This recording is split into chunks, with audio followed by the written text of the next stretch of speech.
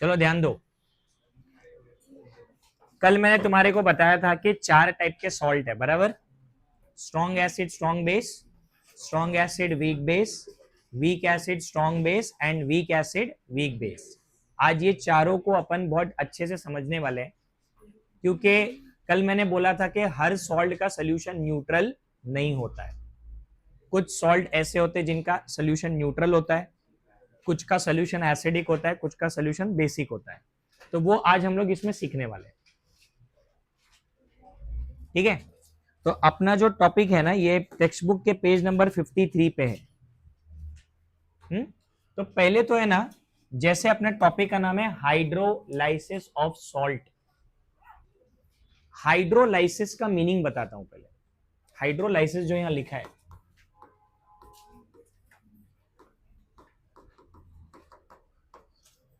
पहले इसका मीनिंग समझ लो। सॉल्ट का हाइड्रोलाइसिस मतलब क्या, ठीक है। हाइड्रोलाइसिस का मीनिंग होता है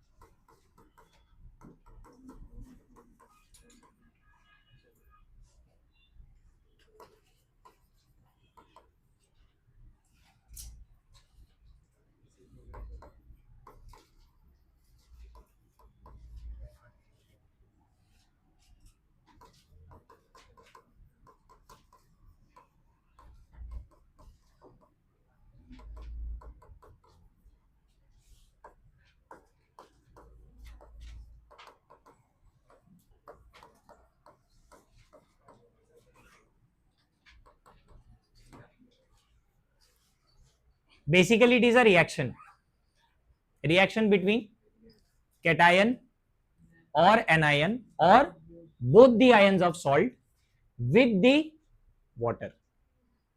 पानी के साथ सॉल्ट का रिएक्शन होना, वैसे हर बार रिएक्शन नहीं होगा, ये भी समझ लो, क्योंकि सर सारे सॉल्ट का नेचर अलग अलग है। तो कुछ सॉल्ट ऐसे हैं जिनके आयंस पानी के साथ रिएक्ट नहीं करते, तो वहां हम बोलते हैं नो हाइड्रोलाइसिस। क्या बोलते हैं? Because hydrolysis is a reaction. So when there is no reaction between salt का ion and water, so there is no hydrolysis. But अगर हाइड्रोलाइसिस हो रहा है तो सॉल्ट का कोई भी एक आयन, कोई भी एक, चाहे वो कैटायन हो या एनायन हो, और समटाइम्स कभी कभी ऐसा होता है कि दोनों भी आयंस सॉल्ट के पानी के साथ रिएक्ट कर लेते हैं। जब ऐसा होगा ना, तब आपका सोल्यूशन एसिडिटी या बेसिसिटी प्रोड्यूस करेगा, अल्कलिनिटी भी बोलते हैं उसको, अल्कलाइन, और समटाइम्स न्यूट्रलिटी। तो ये न्यूट्रलिटी तो तभी आएगी जब हाइड्रोलाइसिस होगा ही नहीं, समझ लो आप। इधर क्या लिखा है, समटाइम्स इवन न्यूट्रलिटी लिखा है ना लास्ट में। न्यूट्रल कब होगा सोल्यूशन? जब रिएक्शन ही नहीं होगा उसका सॉल्ट के साथ, क्योंकि पहले भी पानी का पीएच मान लो 7 है, पहले से प्योर वाटर का 7 है, फिर आपने कोई सॉल्ट ऐसा डाला जिस सॉल्ट का पानी के साथ रिएक्शन ही नहीं हुआ, तो रिएक्शन अगर नहीं हुआ तो वो मिक्सिंग के बाद भी न्यूट्रल ही रहेगा। तो ऐसा आपको जब मिलेगा, इसका मतलब यहां पे हाइड्रोलाइसिस हुआ ही नहीं। समझा कि नहीं समझा? जब आपने सॉल्ट डाला लेकिन देयर वाज नो रिएक्शन, तो ऐसा अभी मैं सब बताऊंगा आपको। न्यूट्रलिटी कब होती है, एसिडिटी कब प्रोड्यूस होती है, अल्कलिनिटी कब होती है, तो रिएक्शन होना जरूरी है। अब जैसा कल मैंने तुमको कल या परसों पढ़ाया था कि जैसे अपने पास प्योर वाटर होता है, प्योर वाटर, और वो मान लो 25 डिग्री पे है, तो हमने ये पता किया कि इसमें H+ का कॉन्सेंट्रेशन बराबर होता है OH- के कॉन्सेंट्रेशन से, मतलब देयर इज अ बैलेंस, जिसके वजह से पीएच जो है वो 7 आता है। मतलब आपका जो सोल्यूशन है वो एक न्यूट्रल सोल्यूशन माना जाएगा। ये तब तक जब तक आपका पानी प्योर है, कि आपने कुछ डाला ही नहीं है उसमें। लेकिन जब आप उसी पानी में, वाटर में कोई सब्सटेंस ऐड करते हो, मतलब सॉल्ट ऐड करते हो, बेसिकली वो सब्सटेंस क्या है, सॉल्ट है। अब यहां पे 2 चांसेस है। क्या चांसेस है भाई? या तो इनका सोल्यूशन एसिडिक बनेगा या फिर इनका सॉल्यूशन बेसिक बनेगा, क्योंकि अब इनका रिएक्शन होगा।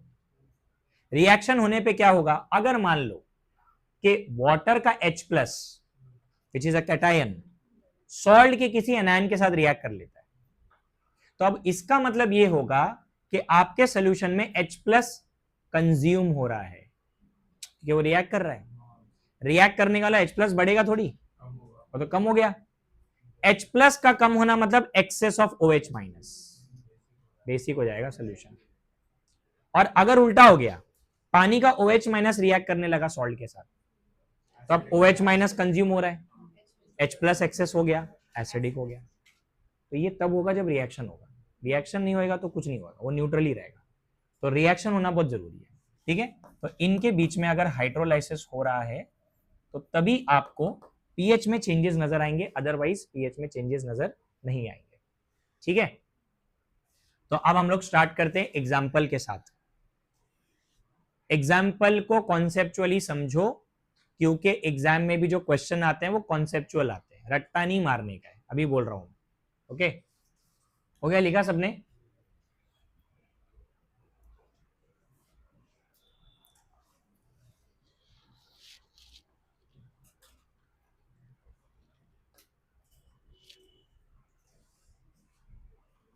करूं चेंज?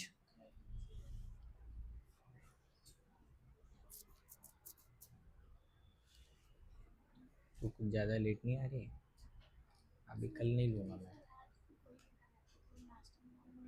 तो जल्दी उठने का था। नाश्ता बनाने नहीं बोल, मैंने लेट उठी, मैं तो लेट नाश्ता बना है ना, मेन रीजन वो है, जल्दी उठना पड़ता है उसको।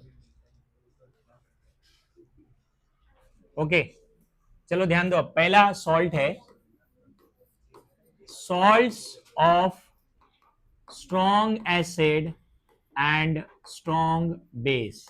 अब है ना, यहां पे मैं सारे सॉल्ट तो नहीं बताऊंगा, एक ही बताऊंगा क्योंकि सबका नेचर सेम ही होगा, ठीक है। एक ही सॉल्ट लेंगे NaCl, जो कि कल मैंने एग्जांपल में लिखवाया था, NaOH और HCl से बना है, स्ट्रॉन्ग एसिड स्ट्रॉन्ग बेस का salt.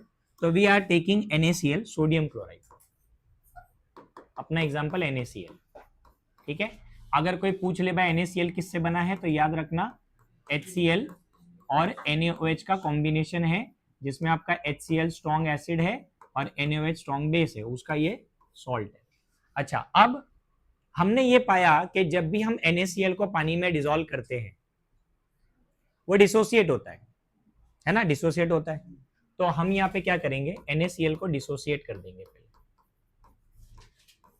Into Na plus and Cl minus, ठीक है। और वैसे ही अंदर पानी भी है, तो पानी भी स्लाइटली डिसोसिएट तो होता ही है ना, तो H plus and OH minus. तो बेसिकली अगर आप देखो तो आपके सॉल्यूशन में कितने आयन्स हैं, 4 है, Na plus Cl minus H plus OH minus, 4 ions हैं। तो हम ये देखते हैं पहले, इज देयर एनी पॉसिबिलिटी कि पानी का कोई आयन सॉल्ट के किसी आयन के साथ रिएक्ट करे, इज देयर एनी पॉसिबिलिटी? तो पता यह चला कि अगर हम NaCl पानी में डालते हैं और ये मान ले, सुनो ध्यान से, मान रहे हम लोग कि इनका रिएक्शन अगर हुआ तो क्या होगा, ये H प्लस इस Cl के साथ कंबाइन होगा, मतलब कि it will form HCl, this Na and this OH will form NaOH, मतलब ये बन रहा है वापस से स्ट्रॉन्ग एसिड और स्ट्रॉन्ग बेस। ये हमारा प्रोडक्ट नहीं है, ये पॉसिबल प्रोडक्ट हो सकता था, ये पॉसिबल प्रोडक्ट हो सकता था अगर ये होता तो, लेकिन ये होता नहीं है, क्योंकि हम रोज पानी में घर में NaCl डालते हैं, ना कभी एसिड दिखा ना कभी बेस दिखा। इसका मतलब क्या है, देयर इज नो रिएक्शन, ये रिएक्शन होता नहीं है। ये पॉसिबल प्रोडक्ट है बट ये कभी बनता नहीं है। क्यों नहीं बनता भी वो समझो, क्यों नहीं बना। अगर आप ये देखो कि H और Cl कंबाइन होके HCl बन रहा है ना, HCl is a strong electrolyte. Strong electrolyte कौन से फॉर्म में रहना पसंद करेंगे, क्या HCl के फॉर्म में रहना पसंद करेंगे या आयोनिक फॉर्म में? Because they dissociate in water. तो आपको सोल्यूशन में HCl जिंदगी में कभी नहीं मिलेगा, आपको क्या मिलेगा? H plus and Cl minus. तो ये तो सेपरेट है ना, ये थोड़ी जुड़ गए। अगर वो जुड़े होते तो अंदर HCl मिलता। तो हम तो कभी नमक नहीं डालते पानी में गलती से। हाँ, चपाती बन रही है तो पानी में नमक डाल रहे हैं, दाल में नमक डाल रहे हैं, चावल में, हर जगह पानी भी है, तो फिर तो एसिड बनता वहां पे। नहीं बन रहा है, क्यों नहीं बन रहा? There is no reaction. क्यों रिएक्शन नहीं है? बिकॉज स्ट्रॉन्ग इलेक्ट्रोलाइट पानी के अंदर फॉर्म नहीं होता, वो हमेशा डिसोसिएटेड ही रहता है। तो ना इनकी रिएक्ट करने की कोई टेंडेंसी है और ना इनकी रिएक्ट करने की टेंडेंसी है, क्योंकि Na अगर OH के साथ कंबाइन होगा तब भी वो एक स्ट्रॉन्ग बेस बनाएगा, अगेन स्ट्रॉन्ग इलेक्ट्रोलाइट। तो NaOH जैसा रहना चाहता है क्या? Na प्लस और OH माइनस बनना है उसको, स्ट्रॉन्ग इलेक्ट्रोलाइट अगेन। इससे क्या समझा भाई? इससे ये समझा कि पानी में स्ट्रॉन्ग इलेक्ट्रोलाइट बनेगा नहीं। अब ये आगे हर पॉइंट में याद रखना। अगर तुमको दिख रहा है क्या दो लोग जुड़ के कोई स्ट्रॉन्ग इलेक्ट्रोलाइट बन रहा है, कभी नहीं बनेगा। मतलब HCl बनता नहीं है। इसका लॉजिक ये निकला कि अगर आपने NaCl को पानी में डाला तो आपको मिलेगा Na plus Cl minus H plus and OH minus, बस यही मिलेगा आपको और कुछ नहीं मिलेगा। और ये ऐसे ही प्रेजेंट रहेंगे, they will not react with each other. समझा कि नहीं समझा? तो अपन यहां लिखेंगे, क्या लिखेंगे? H plus has no tendency to react with Cl minus, ऐसा लिखो। H plus has no tendency to react with Cl minus and Na plus has no tendency to react with OH minus because the product is a strong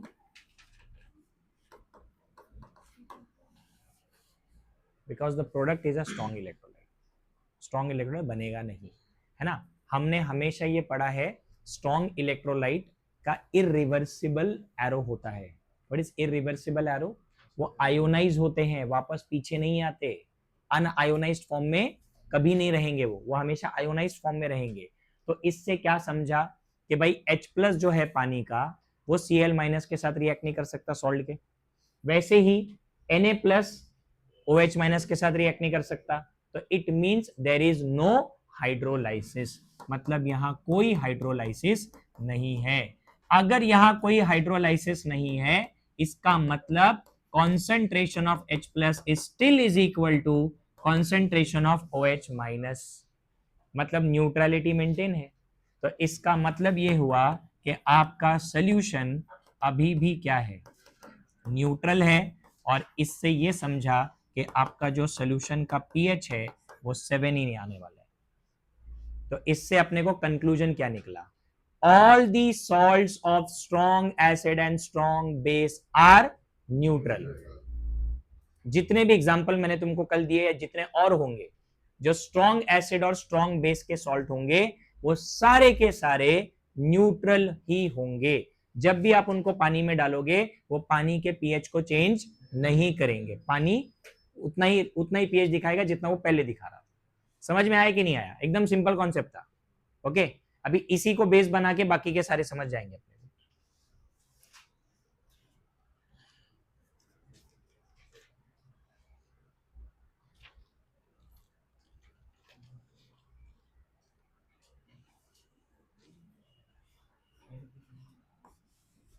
ये याद रखो भाई, product जो मैंने लिखा ना, strong electrolyte, because they dissociates क्या? Completely. इसीलिए प्रोडक्ट आपका स्ट्रॉन्ग इलेक्ट्रोलाइट है और वो कंप्लीटली डिसोसिएट होता है, तो आपको आयन ही मिलने वाले, नो हाइड्रोलाइसिस।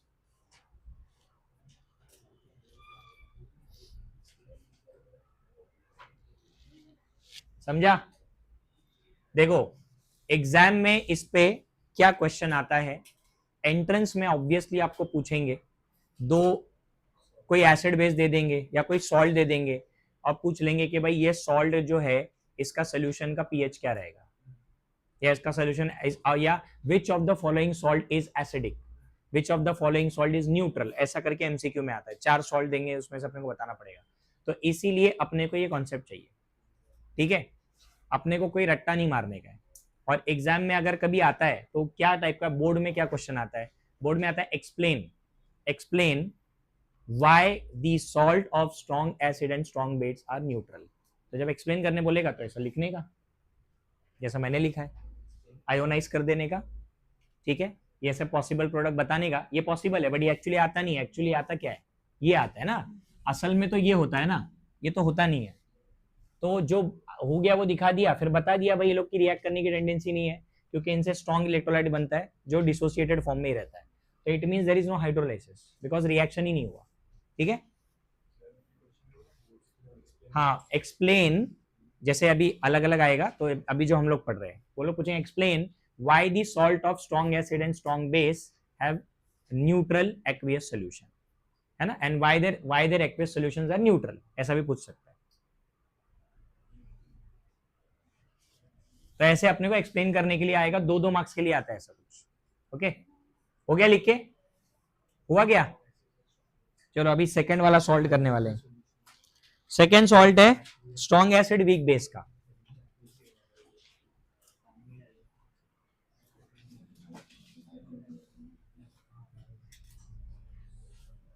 करूं चेंज, बाकी है, हाँ। Second is salts of strong acid and weak base. अब यार देखो कल मैंने बहुत सारे सॉल्ट तुमको लिखवाए, ठीक है, अपन बुक के एग्जांपल ले रहे क्योंकि मेरे को बताना भी था। कॉपर सल्फेट, याद है वो मैंने कल भी बोला था, एसिड बेस के थ्योरी में बोला गया था कि वो एसिडिक है, बट एक्सप्लेन नहीं हुआ किसी थ्योरी से। क्यों? क्योंकि आरेनियस और ब्रॉन्स्टेड लॉरी का थ्योरी क्या था, वो हाइड्रोजन के ऊपर था, तो कॉपर सल्फेट में हाइड्रोजन नहीं है। और दूसरा जो लुइस का थ्योरी था उसमें क्या था, इलेक्ट्रॉन लेने देने की बात चल रही थी।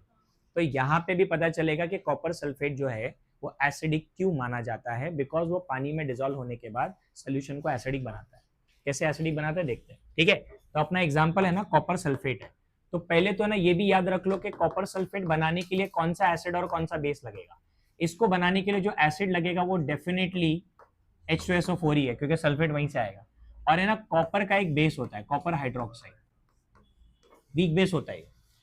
स्ट्रॉन्ग बेस हमेशा याद रखो ग्रुप नंबर 1 और ग्रुप नंबर 2 के होते हैं। ग्रुप नंबर 1 कौन है, सोडियम पोटेशियम, है ना, इनके बेसिस स्ट्रॉन्ग होते हैं, मैग्नीशियम कैल्शियम। ये कॉपर डी ब्लॉक का एलिमेंट है, इनके बेसिस स्ट्रॉन्ग बेस नहीं होते, वीक बेस होते हैं, पार्शियली डिसोसिएट होते हैं।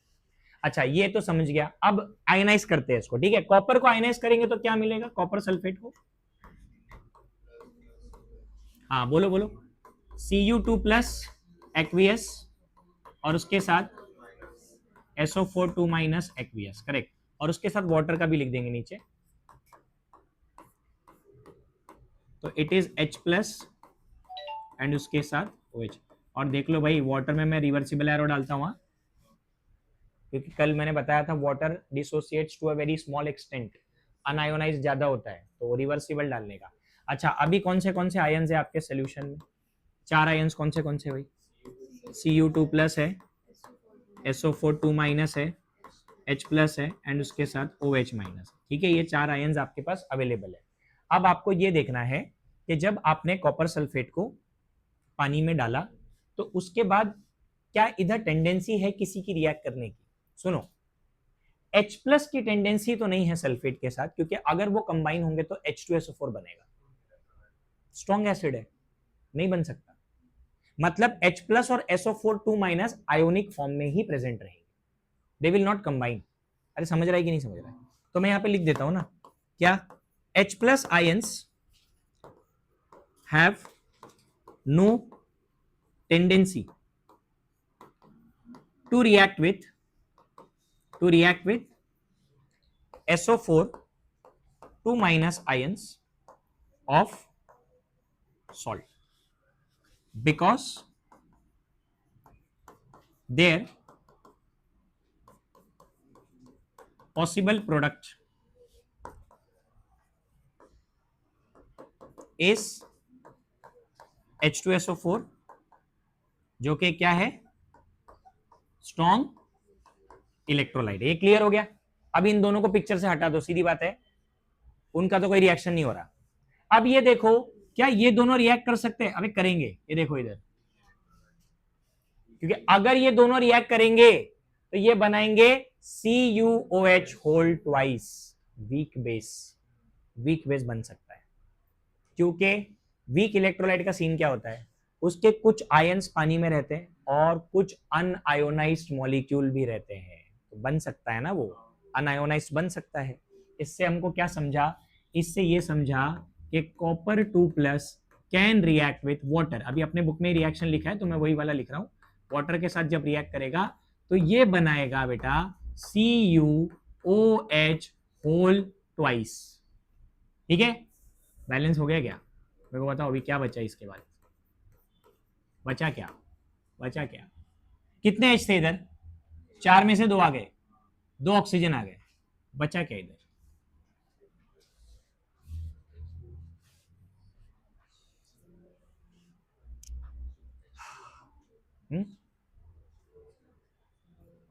डिफिकल्ट लग रहा है, रुको, चलो इजी करता हूं, सुनो इधर, इजी करता हूं। मेरे को इतना बताओ, कॉपर 2+ है, हाँ, अभी इसकी वैलेंसी देखो, ये 2 OH कंबाइन कर रहा है ना, चलो 2 ले लेता हूं मैं, ऐसा लिखता हूं, चलो 2H2O लेता हूं, ठीक है। तो बेटा एक कॉपर 2 OH माइनस के साथ कंबाइन हो रहा है, कॉपर हाइड्रोक्साइड बना रहा है, क्या रिलीज हो रहा है यहां से? यस, ये देखो भाई, यही तो मेन बात है। मतलब के कॉपर 2+ जो है वो OH माइनस को कंज्यूम कर रहा है, कंज्यूम कर रहा है वो, और क्या बना रहा है मालूम है? Unionised copper hydroxide, unionised solid generate हो रहा है, सॉलिड अनआयोनाइज्ड मॉलिक्यूल। तो ये इसलिए हो पा रहा है क्योंकि जो आपका बेस है ये एक कौन सा, हाँ, तो ये स्ट्रॉन्ग थोड़ी है, ये वीक है। अच्छा, वीक वाले का सीन क्या रहता है? वो लोग पार्शियली डिसोसिएट होते हैं और ज्यादातर वो लोग अनआयोनाइज फॉर्म, तो उनको अनआयोनाइज फॉर्म में रहना है, तो ऑब्वियसली वो रिएक्ट किया उसने। अब इससे क्या होने लगा, हमको क्लियरली दिख रहा है, हर बार जब कॉपर 2+ एक OH माइनस को अपनी तरफ कंज्यूम करेगा, एक H+ रिलीज होगा, बराबर है कि नहीं? ठीक है, अब याद रखो, ऐसा मान के चलो कि जब कॉपर नहीं था अंदर, तब मान लेते हैं हम लोग कि हमारे पास 500 H+ और 500 OH माइनस थे, 500 बराबर था, न्यूट्रल। फिर अभी कॉपर आया, वो हर बार एक OH माइनस लेता है तो एक H+ एक्स्ट्रा हो जाता है, फिर एक OH माइनस लेता है एक्स्ट्रा, तो बेसिकली H+ आ नहीं रहा है, H+ उतना ही है, OH माइनस कंज्यूम हो रहा है, OH माइनस कंज्यूम होता जा रहा है। तो ये OH माइनस जो कंज्यूम होता जा रहा है, इससे हुआ क्या? इससे ये हुआ कि जब ये कॉपर हाइड्रोक्साइड बना तो हमको पता तो चल गया कि भाई यहाँ पे ना OH माइनस आयन का जो कॉन्सेंट्रेशन है वो डिक्रीज हो रहा है। अरे यस और नो, डिक्रीज हो रहा है। एंड कॉन्सेंट्रेशन ऑफ H+ जो है ना वो बेटा एक्सेस हो गया। नहीं नहीं, इंक्रीज नहीं लिखेंगे, इंक्रीज नहीं, हाँ अलग से थोड़ी आ रहा है, वो तो जितना था उतना ही है। अब मान 500 था ना, वो 500 ही है, ये 400 हो चुका है, ऐसा मान लो, OH माइनस कम हो गया, तो रिलेटिवली H+ ज्यादा हो गया, तो H+ आपके सोल्यूशन में एक्सेस हो गया, OH माइनस डिक्रीज हो गया क्योंकि कंज्यूम हो रहा है। अब इससे पीएच पे क्या फर्क पड़ेगा? ये एक्सेस ऑफ H+ क्या करता है भाई? हाँ बराबर, तो ये एक्सेस ऑफ H+ की वजह से आपका जो पीएच है वो डिक्रीज होगा। मैंने कल ही बताया था, पीएच और H+ इनवर्स है, H+ बढ़ता है तो पीएच नीचे आता है। अब पीएच डिक्रीज होने का मतलब ये कौन सी तरफ मूव कर रहा है? एसिडिटी की तरफ। तो इससे समझ में आ गया कि भाई यहाँ पे हाइड्रोलाइसिस हुआ है, बराबर है कि नहीं? तो हाइड्रोलाइसिस टेक्स प्लेस बिटवीन, किसके बीच में हुआ? Copper 2+ and OH minus ion of water, बराबर है, हाइड्रोलाइसिस हुआ। तो अब आप ये लिख सकते हो यहां पे कि H+ का concentration is greater than OH minus का कॉन्सेंट्रेशन, लिख सकते हो आप। समझा कि नहीं समझा? अगर H+ ज्यादा हो गया तो अब आप बोलोगे your solution is acidic and pH is less then 7। यह दिमाग में, स्ट्रॉन्ग इलेक्ट्रोलाइट कभी नहीं बनेगा।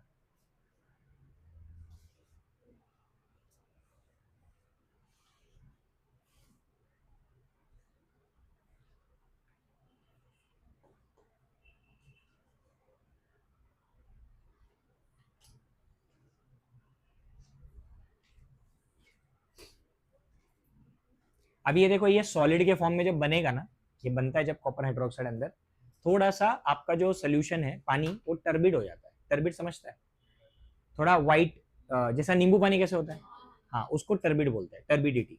ठीक है, तो वैसे टर्बिडिटी दिखती है, उससे पता चल जाता है कि अंदर कोई तो सॉलिड रीजनरेट हुआ है, कॉपर हाइड्रोक्साइड बन गया है। तो हम एक एक्स्ट्रा चीज बता रहा हूँ, उसको क्या कर सकते हैं। अब वो बना जो है वो तो बेस है, अब वो टर्बिडिटी को अगर खत्म करना है, एसिड डाल देने का, एसिड जाके वो बेस को क्या करेगा, neutralise, solution clear, transparent solution हो जाएगा। हाँ हाँ, तो बेस को एसिड न्यूट्रलाइज कर देगा ना, ये बेस है। हाँ तो फिर वो, हाँ फिर वो वापस से न्यूट्रलाइज हो गया, आयनाइज हो गया। तो जो टर्बिडिटी अंदर आती है, मतलब जब ये बनता है ना, तो आपके सोल्यूशन में ना टर्बिड जो व्हाइटनेस दिखाई देता है, तो उसको अगर अपने को क्लियर करना है सोल्यूशन को, तो उसमें एसिड डालना पड़ता है, क्योंकि हमको पता चला कि बेस बन रहा है। अब बेस को न्यूट्रलाइज एक ही जन कर सकता है, एसिड है, कोई भी एसिड डाल दो। अभी इसमें कौन सा एसिड यूज किया, तो सल्फ्यूरिक, सल्फ्यूरिक डाल दिया। सल्फ्यूरिक डालने के बाद वो क्या करेगा, सारा का सारा जो बेस बना है उसको न्यूट्रलाइज कर देगा, वापस से न्यूट्रलाइज हो जाएगा।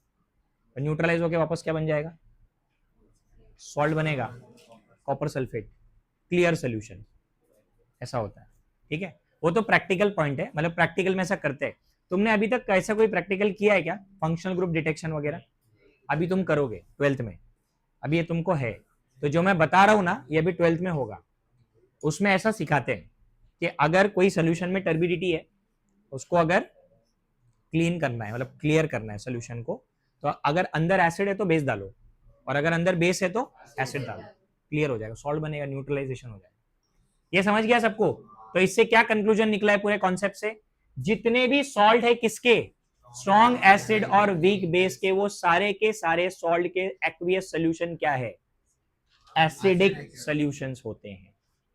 पीएच उनका लेस देन 7 होता है।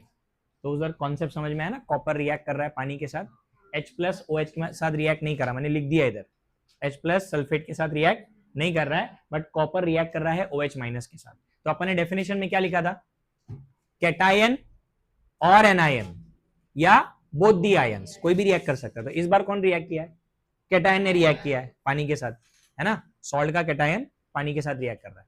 अब देखते हैं अगला वाला सॉल्ट, सॉल्ट नंबर 3। तो सॉल्ट नंबर 3 कौन सा है, सॉल्ट ऑफ वीक एसिड है ना, salt of weak acid and strong base.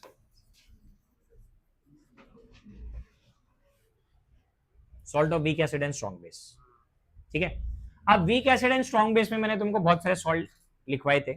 एक बहुत ही पेपर, इस अपने पूरे चैप्टर में एक बहुत ही कॉमन सॉल्ट है, जो कि काफी बार यूज होएगा, उसका नाम है CH3COONA, सोडियम एसिटेट बोलते हैं इसको, सोडियम एसिटेट, काफी फेमस सॉल्ट है, अपन ने कॉलरॉस लॉ वगैरह में भी यूज किया था इलेक्ट्रोकेमिस्ट्री में। तो ये बनता है बेटा एसिडिक एसिड से, और उसके साथ हाँ सोडियम हाइड्रोक्साइड से बनता है। ये आपका वीक एसिड है, एसिडिक एसिड, क्योंकि कार्बोक्सिलिक एसिड्स वीक होते हैं, और NaOH आपका स्ट्रॉन्ग बेस है। ठीक है, इनको आयनाइज करते हैं। चलो पहले सॉल्ट को आयनाइज करेंगे। तो सॉल्ट को आयोनाइज करने के बाद तुमको मिलेगा CH3COO- और उसके साथ Na+, 100% डिसोसिएट हो गया। और उसके बाद पानी का डिसोसिएशन कर दो, H+, और उसके साथ OH-। ठीक है, तो अभी कौन से आयंस प्रेजेंट है अपने पास, बोलो। CH3 COO माइनस है, Na प्लस है, H प्लस है, एंड लास्ट में OH माइनस है। 4 आयंस वापस है। अब वापस आप लोग थोड़ा दिमाग लगाओ, इस बार अब 2 बार मैं बता चुका हूं किसकी रिएक्ट करने की टेंडेंसी है और किसकी नहीं है। देखो प्लस माइनस में रिएक्शन होगा, प्लस प्लस में तो होगा नहीं। तो पहले ये देख लो कि ये प्लस इस माइनस के साथ कंबाइन हो सकता है क्या, क्या बनेगा। हाँ, पहले ये देखने का पॉसिबल प्रोडक्ट क्या आ रहा है। एसिडिक एसिड, वीक एसिड आ रहा है। जैसे वीक बेस बन सकता है अगर, तो वीक एसिड भी बन सकता है अंदर। अच्छा, Na और OH की टेंडेंसी है क्या, नहीं है, स्ट्रॉन्ग इलेक्ट्रोलाइट बनेगा। तो इसका मतलब पहले अपन क्या लिखेंगे कि भाई Na plus ions have no tendency to react with OH minus ions of water because the possible product is NaOH which is a strong electrolyte। तो ये तो क्लियर हो गया, Na और OH का रिएक्शन नहीं हो रहा, किसका रिएक्शन हो रहा है फिर। हाँ, तो भाई अब रिएक्शन लिखना पड़ेगा कि CH3COO माइनस रिएक्ट कर रहा है किसके साथ, वाटर के साथ, है ना। इधर वाटर लिख रहा हूं तो मैं क्या करता हूं, ऐसा लिखता हूं, चलो अभी तुमको समझेगा। ओके, बताओ भाई क्या होने वाला है, किसको कंज्यूम करेगा ये, H प्लस को कंज्यूम करेगा। जैसे ही वो H प्लस को कंज्यूम करेगा एसिटिक एसिड बनेगा और क्या रिलीज होगा, यस OH माइनस। इसका मतलब यहां पे जो बना ये अनआयोनाइज्ड बना एसिडिक एसिड, और ये स्ट्रॉन्ग एसिड नहीं है, ये वीक एसिड है। तो ये जनरेट होने के बाद क्या रिलीज हुआ, OH माइनस। तो इससे क्या समझा, सोल्यूशन में कौन सा आयन कंज्यूम हो रहा है, H प्लस कंज्यूम हो रहा है। मतलब जो H प्लस का कॉन्सेंट्रेशन है वो डिक्रीज हो रहा है एंड OH माइनस आपका एक्सेस में आ गया, एक्सेस में आ गया। अब मेरे को बताओ अगर H प्लस कम होगा तो पीएच बढ़ेगा, हाँ बेसिक की तरफ जाएगा। कल ही तो पढ़ा था ना, H प्लस कम होने का मतलब पीएच बढ़ता है, इनवर्स प्रोपोर्शन है रे, इनवर्सली है ना पीएच और H प्लस। तो इसका मतलब मेरा पीएच इंक्रीज हो रहा है सोल्यूशन का, पीएच इंक्रीजेस। तो अभी पीएच इंक्रीज होने का मतलब क्या हुआ, यहाँ पे भी हाइड्रोलाइसिस हुआ, तो लिख देंगे यहाँ पे भाई हाइड्रोलाइसिस हो रहा है बिटवीन, हाइड्रोलाइसिस बिटवीन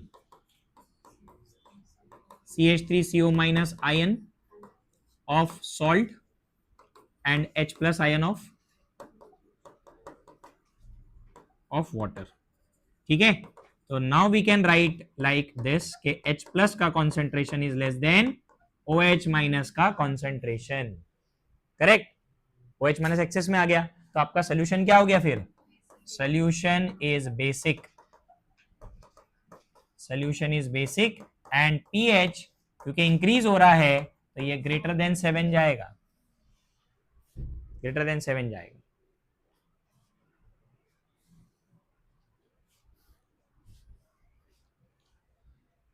समझा, एक समझ में आ गया ना, अपने खुद से सारा कर सकते हैं अपन।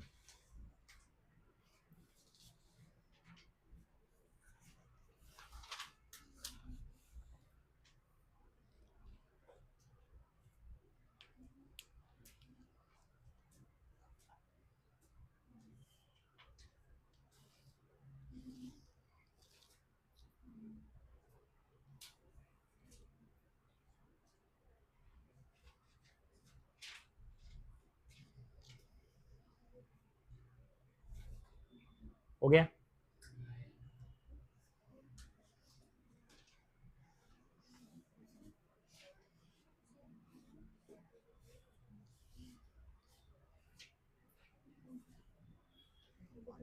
नहीं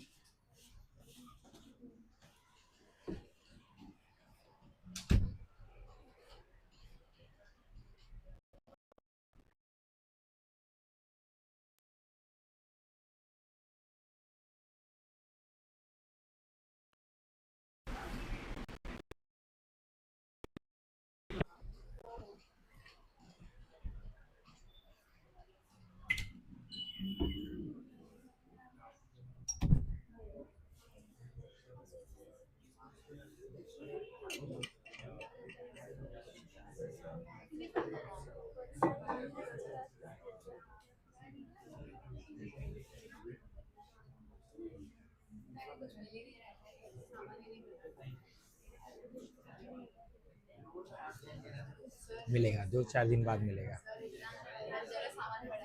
तो कौन बोला इतना सामान घर में रखे? मम्मी पापा का यही काम होता है।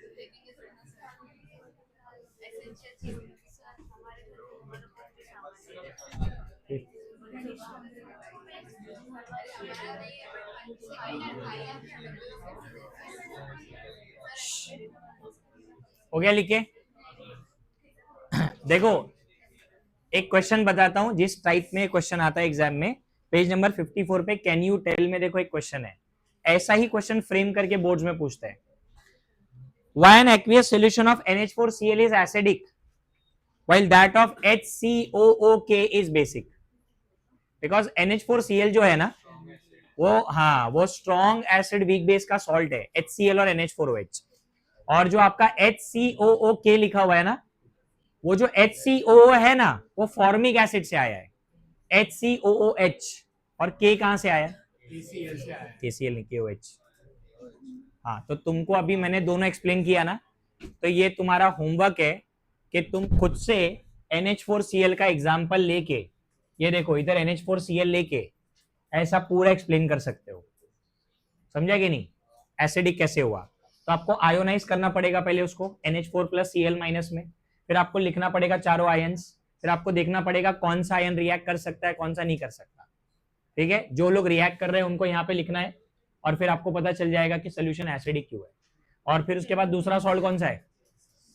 HCOOK ना, that is actually weak acid strong base का सॉल्ट, K आ रहा है KOH से, और जो कार्बोक्सिलिक एसिड आ रहा है वो फॉर्मिक एसिड वीक एसिड होता है। तो ये वाला ऐसा सेम पैटर्न फॉलो करोगे तो सेकंड वाला भी लिख पाओगे। समझा कि नहीं समझा?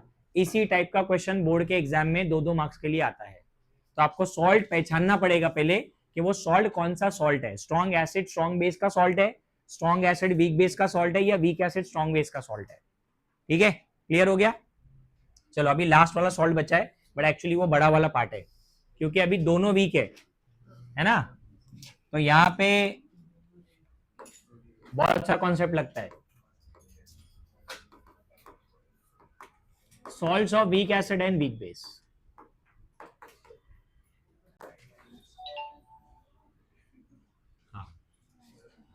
चलो ध्यान दो अभी वीक एसिड और वीक बेस में। देखो पहले ना मैं तुमको जनरली सिखाता हूं। जनरली ये क्या ना हम लोग सॉल्ट लेते हैं, वीक एसिड और वीक बेस का सॉल्ट। सुनो ध्यान से, ये एक सॉल्ट है, BA कोई सॉल्ट है, वीक एसिड वीक बेस। ठीक है, तो अभी है ना इसको बनाने के लिए ये 2 लोगों की जरूरत है। देख लो, याद है कौन है? ऑसवाल्ड डाइल्यूशन लॉ में यूज किया था। HA में से A- आएगा और BOH में से B+ आएगा, B+A- रिएक्ट करके BA बन रहा है, सॉल्ट बन रहा है ना।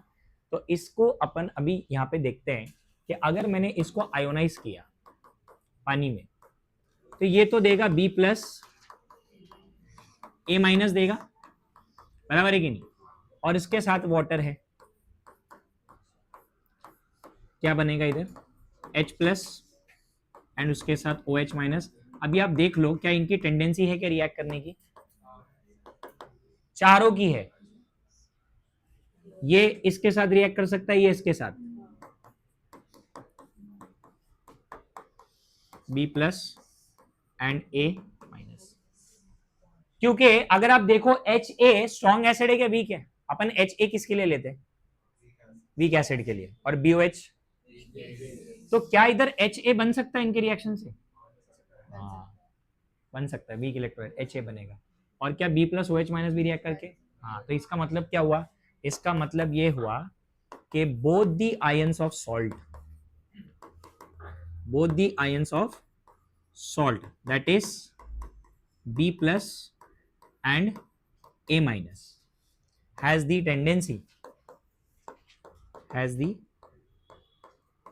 tendency to react with both the ions of water. तो भाई इस केस में ना कॉन्सेप्ट थोड़ा सा चेंज हो जाता है, क्योंकि आपके सोल्यूशन में एसिड और बेस दोनों बन रहा है ना। अब आपका solution again weak acid weak base में भी 3 टाइप का होता है। यस, 3 केस है इसमें। आपका सोल्यूशन एसिडिक भी हो सकता है, हाँ बेसिक भी हो सकता है, और न्यूट्रल भी हो सकता है। बोलो, ये लास्ट वाले पार्ट में 3 टाइप है। क्योंकि इतना तो समझ में आ गया कि भाई दोनों में अगर रिएक्शन होगा तो एसिड और बेस दोनों बनेगा अंदर, है ना।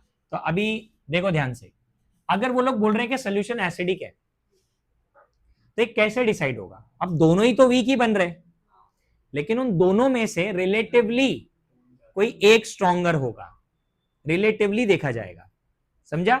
ये कहां से डिसाइड होता है बताता हूं। ये डिसाइड होता है के ए और के बी के वैल्यू से, डिसोसिएशन कांस्टेंट। मुझे बताओ, जब हम पढ़ रहे थे डिसोसिएशन कांस्टेंट के बारे में, तो मैंने बोला था K A is directly proportional to H plus, K B is directly proportional to O H minus. मतलब सिंपल है, अगर आपका के ए ज्यादा है, के ए का वैल्यू ज्यादा है, के बी का वैल्यू कम है, तो सीधी बात है एसिड का ज्यादा डिसोसिएशन हुआ है, तो सोल्यूशन में ज्यादा H प्लस होगा क्या OH माइनस, H प्लस ज्यादा होगा, तो एसिडिक। मतलब एसिडिक सोल्यूशन होने के लिए आपका कंडीशन क्या है, yes, dissociation constant of acid should be greater than dissociation constant of base. जिसका ज्यादा डिसोसिएशन होगा वो ज्यादा आयन प्रोड्यूस करेगा ना, एसिड का डिसोसिएशन ज्यादा होगा तो ज्यादा आयन प्रोड्यूस करेगा, तो ज्यादा फिर H प्लस होंगे ना सोल्यूशन में, समझा कि नहीं। बेसिक सोल्यूशन में क्या होगा, बेसिक सोल्यूशन में के बी ज्यादा रहेगा, और न्यूट्रल में दोनों बराबर डिसोसिएट होंगे, समझ रहे, ऐसा होगा। तो अब ये तीनों केस पढ़ना है अपने को, तीनों पढ़ना है। और याद रखो, इधर मैं तुमको रिएक्शन लिख के बताता हूं। अभी जैसे अपन ने बी ए लिया ना, बी ए, इसको अपन ने वाटर में डाला, ये दोनों के साथ रिएक्ट कर रहा है ना, तो बी प्लस किसके साथ रिएक्ट कर रहा है, ये जो इधर पे बी प्लस है वो इसके OH माइनस के साथ रिएक्ट कर रहा है, और इधर का A माइनस इसके H प्लस के साथ, तो इधर क्या बन रहा है HA, और उसके साथ यस BOH। ये दोनों भी अनआयोनाइज बनेंगे, अनआयोनाइज बनेंगे, वीक एसिड बन रहा है इधर, और इधर बन रहा है वीक बेस। तो अब इनके Ka Kb पे डिसाइड होगा, Ka Kb पे डिसाइड होगा।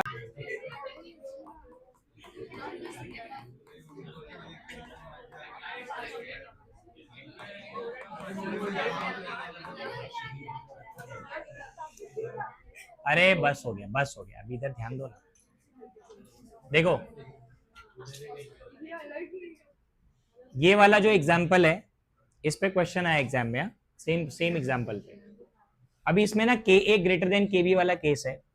ये वाला सॉल्ट जो है अमोनियम फ्लोराइड, ये बना है HF और NH4OH, दो वीक एसिड और वीक बेस, ठीक है। अभी ना HF का है ना Ka का वैल्यू गिवन है अपने बुक में, HF का है ना Ka का वैल्यू दिया है, कितना दिया है, 7.2 चुप बैठो रे। और Kb जो है वो है 1.8 इंटू 10⁻⁻⁵। अभी यहां से तो क्लियरली नजर आ रहा है कि वैल्यू बड़ा है, देखो पावर में -4 है इसके, और ये छोटा वैल्यू है। बट अपने को कॉन्सेप्चुअली भी समझना है कि ये देखो, अभी इतना तो क्लियर हो गया कि सोल्यूशन एसिडिक ही होने वाला है। अब एसिडिक होने के लिए अपने को ये देखना पड़ेगा कि H प्लस ज्यादा होना चाहिए, है ना। तो वो चीज को अभी जरा समझते हैं, ध्यान दो इधर पे। देखो अपने पास सॉल्ट कौन सा है, NH4F। अगर ये वाटर के साथ रिएक्ट करे, ध्यान दो इधर, मैं इंडिविजुअली बता रहा हूं। अभी हम लोग क्या करते हैं, इसका आयनाइज नहीं किया ना, रुको पहले इसको आयनाइज करता हूं। NH4F को आयनाइज कर देते हैं पहले, क्या देगा ये,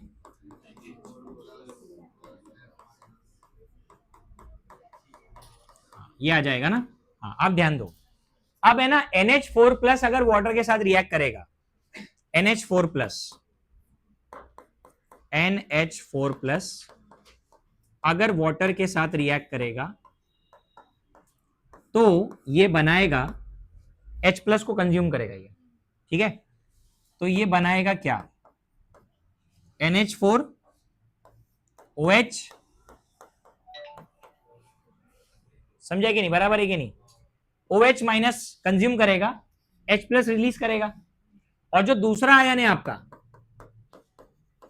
F-, जब ये वाटर के साथ रिएक्ट करेगा तो ये H+ को कंज्यूम करेगा, क्या बनेगा ये HF, और क्या रिलीज करेगा, बराबर।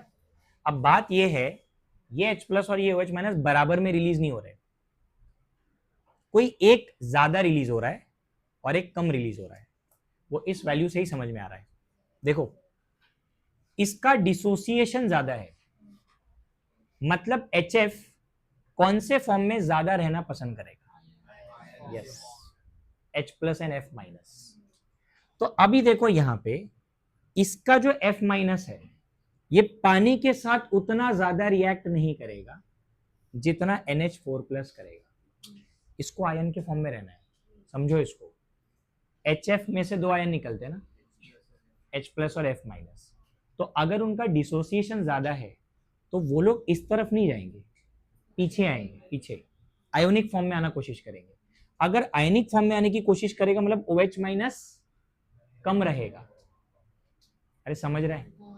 और इसका डिसोसिएशन कम है, डिसोसिएट कम होना मतलब इनको अनआयनाइज फॉर्म में रहना है, आयनिक फॉर्म में ज्यादा नहीं रहना है। अनआयनाइज फॉर्म तो इधर है, तो ये फॉरवर्ड में जाने की कोशिश करेगा। तो हाइड्रोलाइसिस ज्यादा किसका हो रहा है, मतलब पानी के साथ ज्यादा कौन रिएक्ट कर रहा है, नहीं नहीं इनमें से बताओ, इनमें से। हाँ, NH4+ का hydrolysis is slightly greater than F-। समझा कि नहीं समझा। तो जिसका डिसोसिएशन कम होता है ना वो अनआयनाइज्ड में रहना ज्यादा पसंद करेगा, इसका मतलब। तो यहाँ पे अनआयनाइज्ड बन रहा है, लेकिन जिसका डिसोसिएशन ज्यादा है वो आयोनिक फॉर्म में रहना पसंद करता है, इसका मतलब इनका इक्विलिब्रियम लेफ्ट में शिफ्ट हो रहा है, इनका राइट में शिफ्ट हो रहा है। अब इसका राइट में शिफ्ट होगा तो H+ ज्यादा रिलीज होगा, इसका लेफ्ट में शिफ्ट होगा तो OH- कम रिलीज हो रहा है, इसका मतलब। तो इसलिए तो एसिडिक है, समझा कि नहीं समझा। अब समझा कॉन्सेप्ट। तो अपने को यहां लिखना पड़ेगा कि NH4+ ion hydrolyse to a slightly greater extent as compared to F- ions, ठीक है।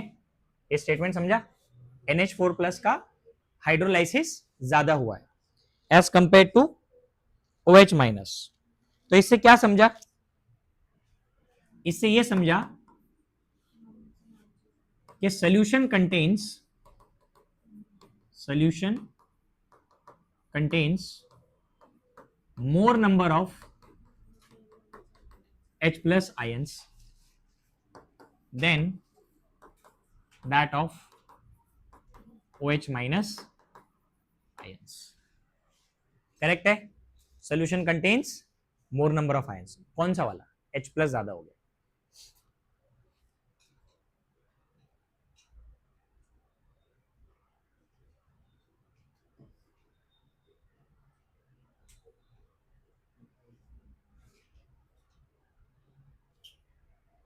ठीक है, तो इसका मतलब यहां पे हमको ये समझा कि भाई जो H+ आयन है इसका कॉन्सेंट्रेशन OH- से ज्यादा है, तो आपका जो सोल्यूशन है वो हाँ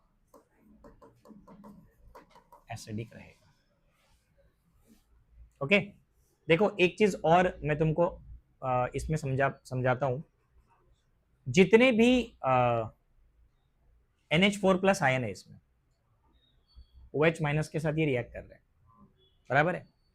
तो NH4+ जो है वो एसिड है या बेस है, NH4+ एसिड है, बराबर। कहां से पता चला? Positive charge, electrophiles, correct. F minus is a base, proton accept कर रहा है वो, बराबर है। तो आपका बेस वीकर है, उसका इक्विलिब्रियम फॉरवर्ड नहीं जा रहा है, बैकवर्ड, मतलब उसकी बेसिसिटी कम है, इसकी एसिडिटी ज्यादा है क्योंकि OH माइनस के साथ रिएक्ट करके NH4OH बना रहा है। समझा कि नहीं समझा? इसलिए आपका सॉल्ट स्लाइटली एसिडिक की तरफ गया है कि NH4 प्लस की एसिडिटी ज्यादा है और F माइनस की बेसिसिटी कम है। ठीक है, तो अपने को कॉन्सेप्ट क्लियर हो गया। तो KA से अपने को समझा यहाँ पे, और अपन ने कॉन्सेप्चुअली भी समझा। रिएक्ट तो दोनों करेंगे पानी के साथ और दोनों बनेगा अंदर, लेकिन कौन ज्यादा H प्लस रिलीज करेगा और कौन OH माइनस, वो हमको यहाँ पे समझ में आ गया। यहाँ पे H प्लस ज्यादा रिलीज होगा क्योंकि इसका हाइड्रोलाइसिस ज्यादा हो रहा है, मतलब ये पानी के साथ ज्यादा रिएक्ट कर रहा है, F माइनस नहीं कर रहा। क्यों? क्योंकि F माइनस वाले जो है ना HF, इनका डिसोसिएशन ज्यादा है, तो जिनका डिसोसिएशन ज्यादा होता है वो आयोनिक फॉर्म में रहते, ज्यादा अनआयनाइज्ड फॉर्म में नहीं जाते, तो इनका इक्विलिब्रियम बैकवर्ड जा रहा है, तो इसका इक्विलिब्रियम बैकवर्ड शिफ्ट हो रहा है। बैकवर्ड शिफ्ट होने की वजह से उतने OH माइनस प्रोड्यूस नहीं हो रहे जितने H प्लस हो रहे हैं, क्योंकि ये फॉरवर्ड जा रहा है इसके लिए। समझा कि नहीं? तो सोल्यूशन एसिडिक हो गया। चलो अभी सेकंड वाला करेंगे। लिखा सबने? हो गया क्या? सेकंड वाला है salt of weak acid and weak base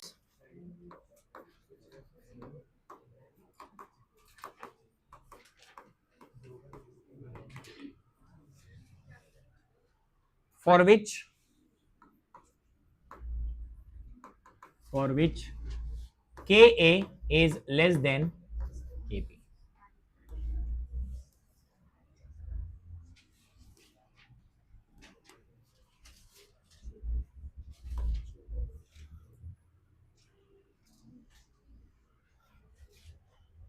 अब यहां पे ना जो सॉल्ट अपने को दिया है वो है NH4CN, नाम पता है इसका?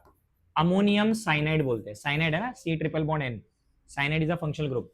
इसको बनाने के लिए चाहिए HCN और उसके साथ NH4OH। ये देखो, ये वीक एसिड है और ये आपका वीक बेस है। अच्छा, इनका है ना KOH, सॉरी KOH बोल रहा हूं, Ka और Kb दिया हुआ है। देखो HCN का Ka कितना लिखा है, बोलो? -10, ओके। और NH4OH का Kb 1.8 इंटू 10⁻⁵। अब देखो यार कितना डिफरेंस है, वो -10 है, -5 है, बहुत बड़ा है ये उससे।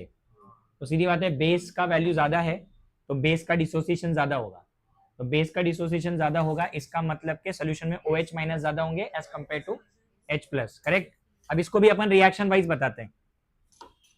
तो रिएक्शन वाइज बताने के लिए पहले तो हमारा सॉल्ट कौन सा है, सॉल्ट को आयनाइज कर देते हैं, NH4CN। इसको पहले आयनाइज करेंगे तो क्या मिलेगा? NH4 plus NCN minus, correct. अच्छा, अब इसका रिएक्शन दोनों का वाटर के साथ करवाते हैं, तो पहले NH4 प्लस का करवाते हैं।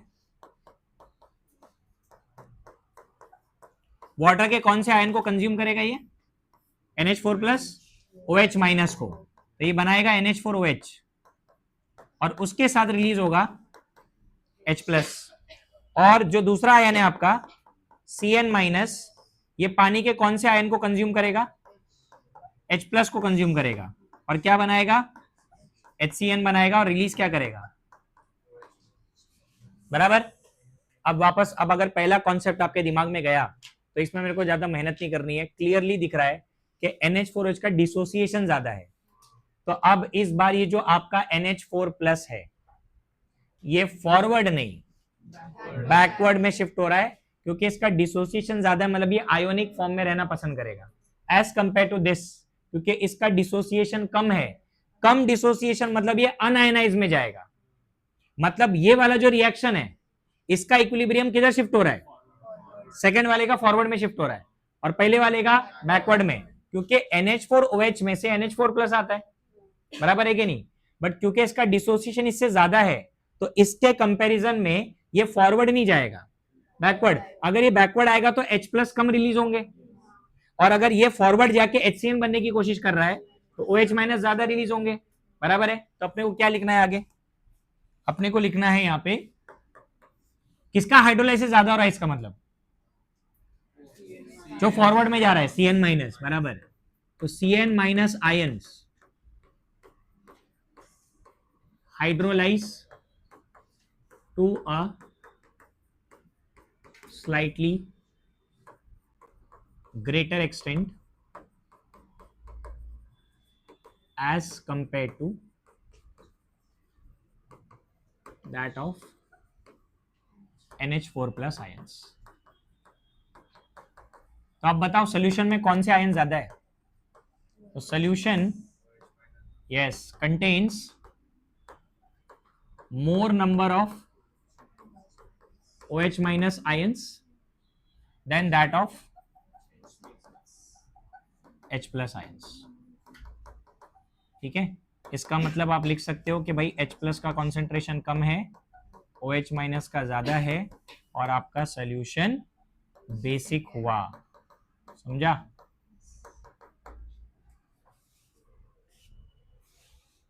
डिसोसिएशन का वैल्यू समझ लो, बहुत इजी है। जिसका डिसोसिएशन ज्यादा होगा वो आयोनिक फॉर्म में रहना पसंद करता है।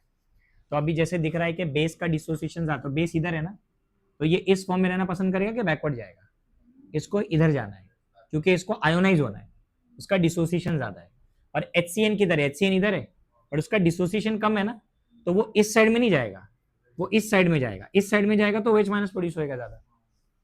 तो फॉरवर्ड में जो जा रहा है उसका OH माइनस ज्यादा प्रोड्यूस हो रहा है, ये तो बैकवर्ड जा रहा है, तो उतना H प्लस रिलीज नहीं हो रहा है वहां पे। ठीक है, क्लियर हो गया ये? अब इसका लास्ट एग्जांपल है Ka इक्वल टू Kb।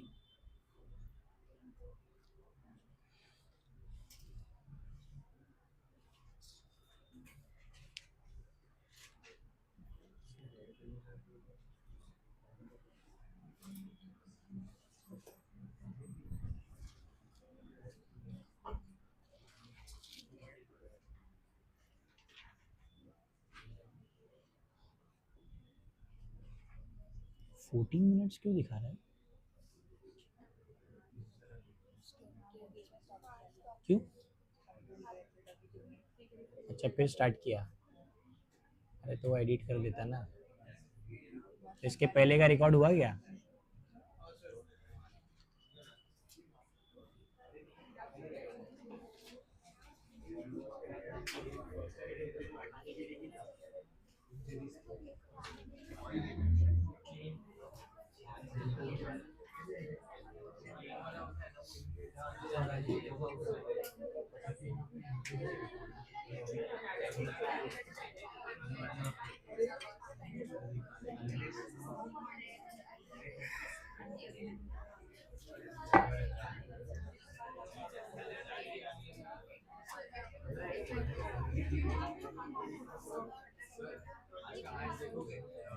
इसका मैच देखना ही बंद कर दिया, बकवास है। फिक्सिंग है, फिक्सिंग फिक्स करते मैच। क्या अभी मजा नहीं आएगा? विराट कोहली नहीं है, रोहित शर्मा नहीं है, ये अभी कल के लड़के खेलेंगे, उनको बॉल नहीं दिखेगा वहां पे, मालूम पड़ेगा।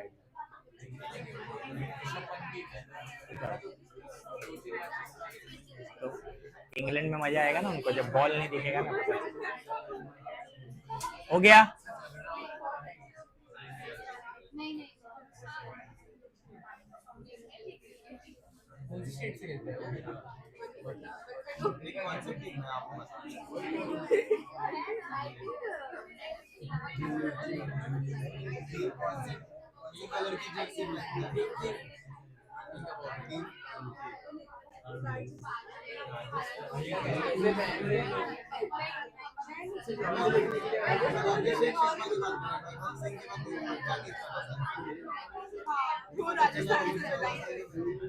हो गया?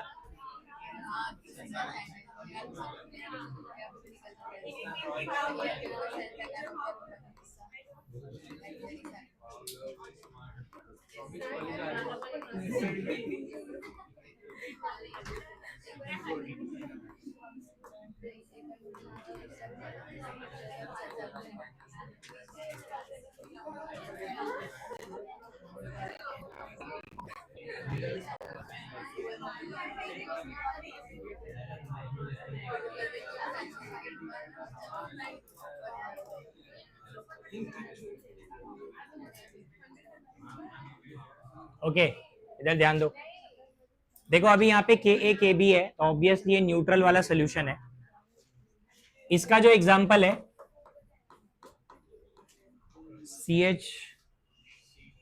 CH3COO NH4, एसिटिक एसिड और NH4OH। ठीक है, एसिटिक एसिड आपका वीक एसिड है और ये आपका वीक बेस है। अच्छा, इनका के ए के बी लिखते हैं। अरे चुप बैठो श्रेया।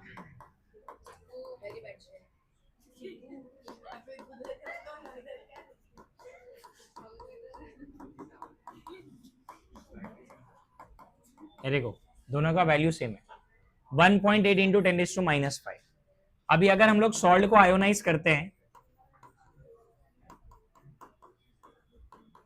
तो आयोनाइज होने के बाद ये अपने को एसीटेट आयन देगा और उसके साथ NH4+ देगा। ठीक है, अब ये दोनों वाटर के साथ रिएक्ट करेंगे, सेम एक्सटेंट पे हाइड्रोलाइज होगा।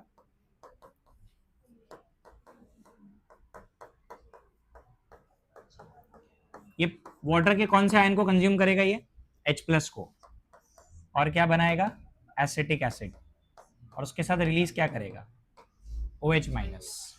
और जो दूसरा वाला आयन है आपका NH4+, ये वाटर के कौन से आयन के साथ रिएक्ट करेगा? OH के साथ, और बनाएगा क्या? NH4OH, और रिलीज क्या करेगा?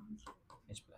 बट क्योंकि दोनों का डिसोसिएशन कांस्टेंट सेम है, मतलब इन दोनों का हाइड्रोलाइसिस सेम एक्सटेंट पे होगा, है ना? तो अपने को यहाँ पे लिखना पड़ेगा कि CH3COO- आयंस, या पे ऐसा लिखो, एंड NH4+ आयंस,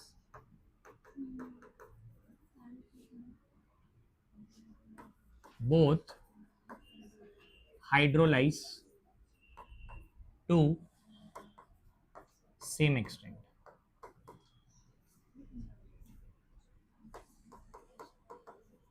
ठीक है, सेम एक्सटेंट पे हाइड्रोलाइसिस होने का मतलब ये है कि भाई solution contains equal number of H+ and OH- ions. So therefore आपका जो कॉन्सेंट्रेशन है H+ और OH- का, वो सेम रहने वाला है, और आपका सोल्यूशन क्या हो गया? न्यूट्रल हो गया। ठीक है, देखो ज्यादा थियरी लिखने ना, थियरी लिख के खाली दिमाग खराब नहीं करने का है। कॉन्सेप्ट को समझ लिया एक बार तो ज्यादा थियरी लिखने की जरूरत नहीं पड़ती है।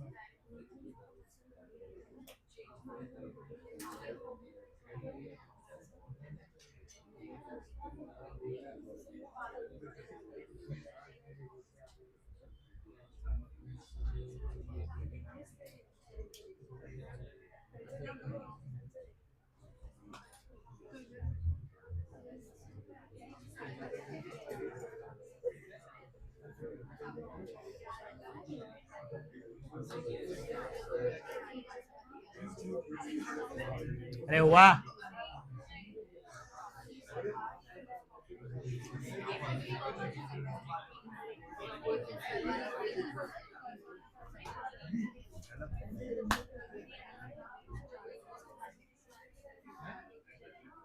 किधर था इतने दिन? बाहर गया था।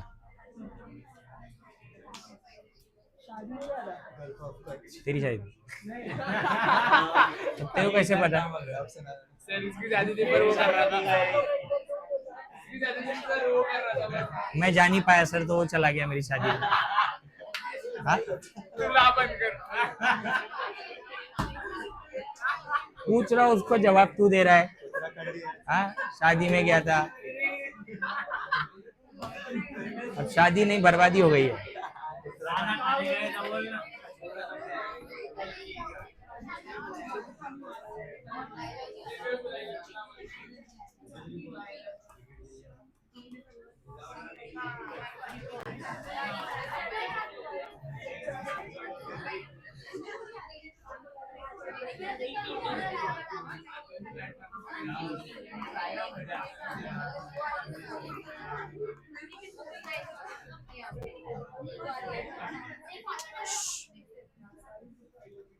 नेक्स्ट टॉपिक जो अभी है हमारा, बफर सॉल्यूशंस। ठीक है, ये हमारे डे टू डे लाइफ से काफी रिलेट करता है, बताता हूं मैं। बफर सॉल्यूशंस केमिस्ट्री में काफी ज्यादा यूजफुल है। ठीक है, जिसके एप्लीकेशंस बहुत है, बहुत अच्छे अच्छे एप्लीकेशंस है इसके। बेसिकली बफर सॉल्यूशन एक ऐसा सॉल्यूशन होता है, a solution which can resist drastic change in pH on addition of small amount of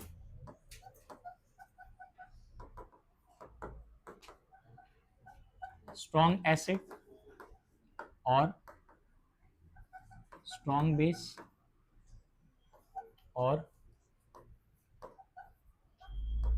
water to it.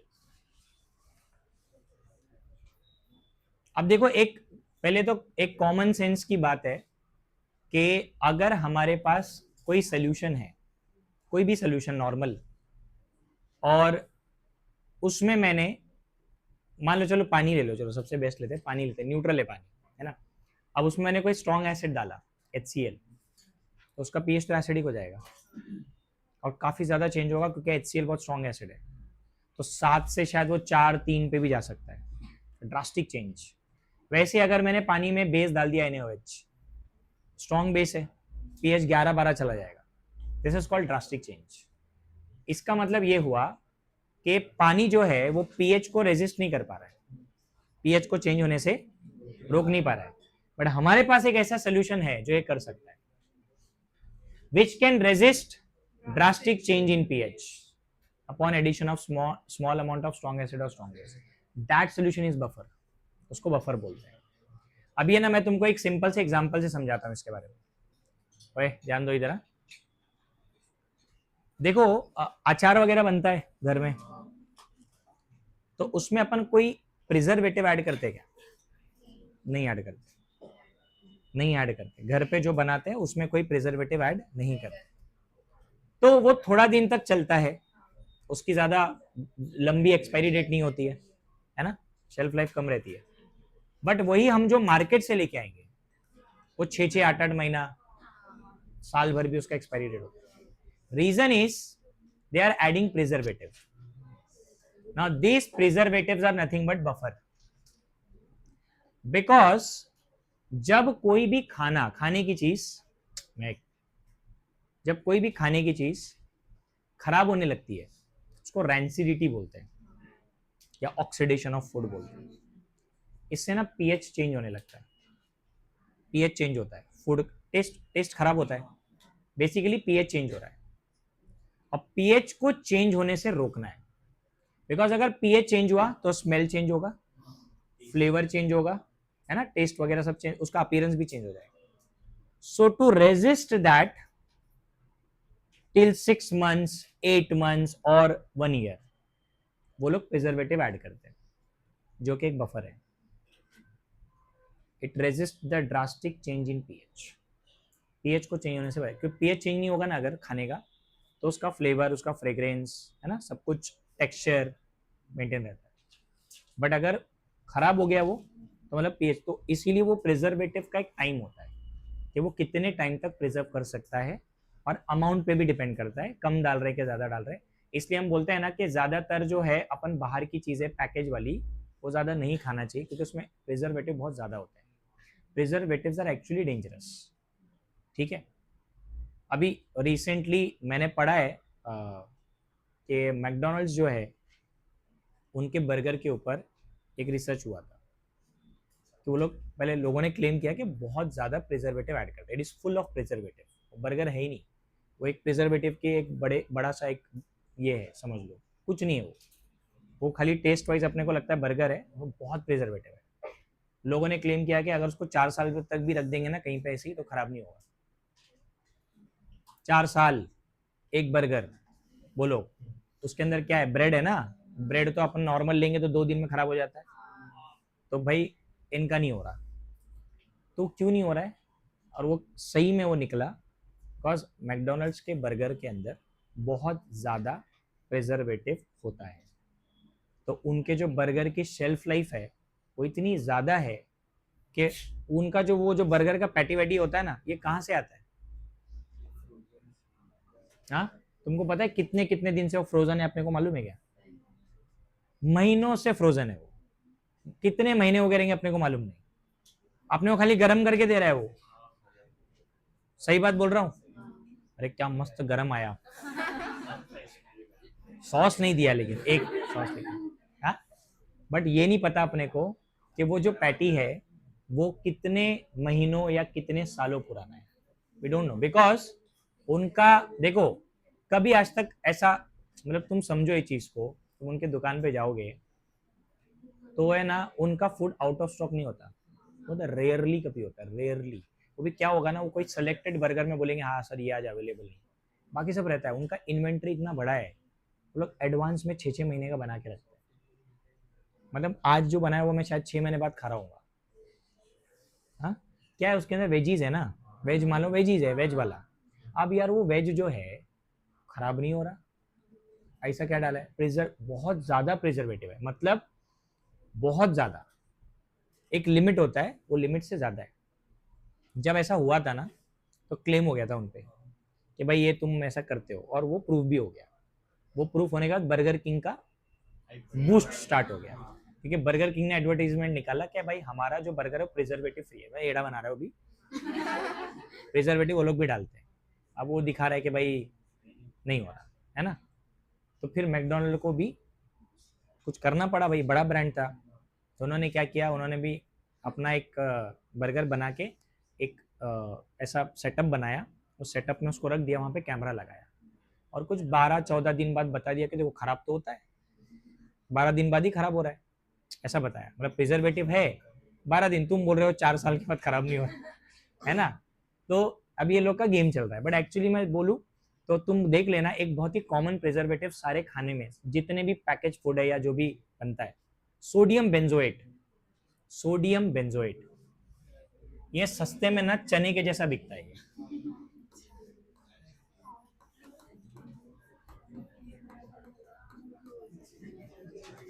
Sodium benzoate ये है.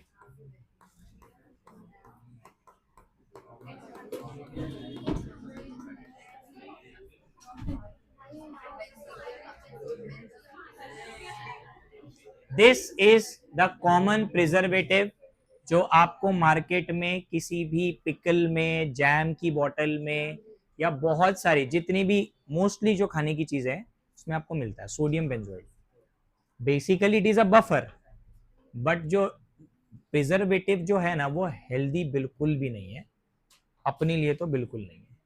ठीक है.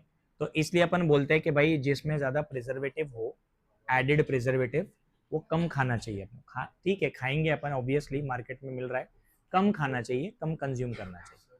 ठीक है क्या? देख, प्रिजर्वेटिव फ्री फूड रहेगा तो 2-3 दिन से ज्यादा नहीं चलेगा। अपने घर के खाने में डालते क्या प्रिजर्वेटिव? नहीं डालते, तो खराब हो रहा है ना, दैट इज नेचुरल। वो खाना खराब होना ही चाहिए, वो नेचुरल है भाई, ऑक्सीडेशन होना चाहिए उसका।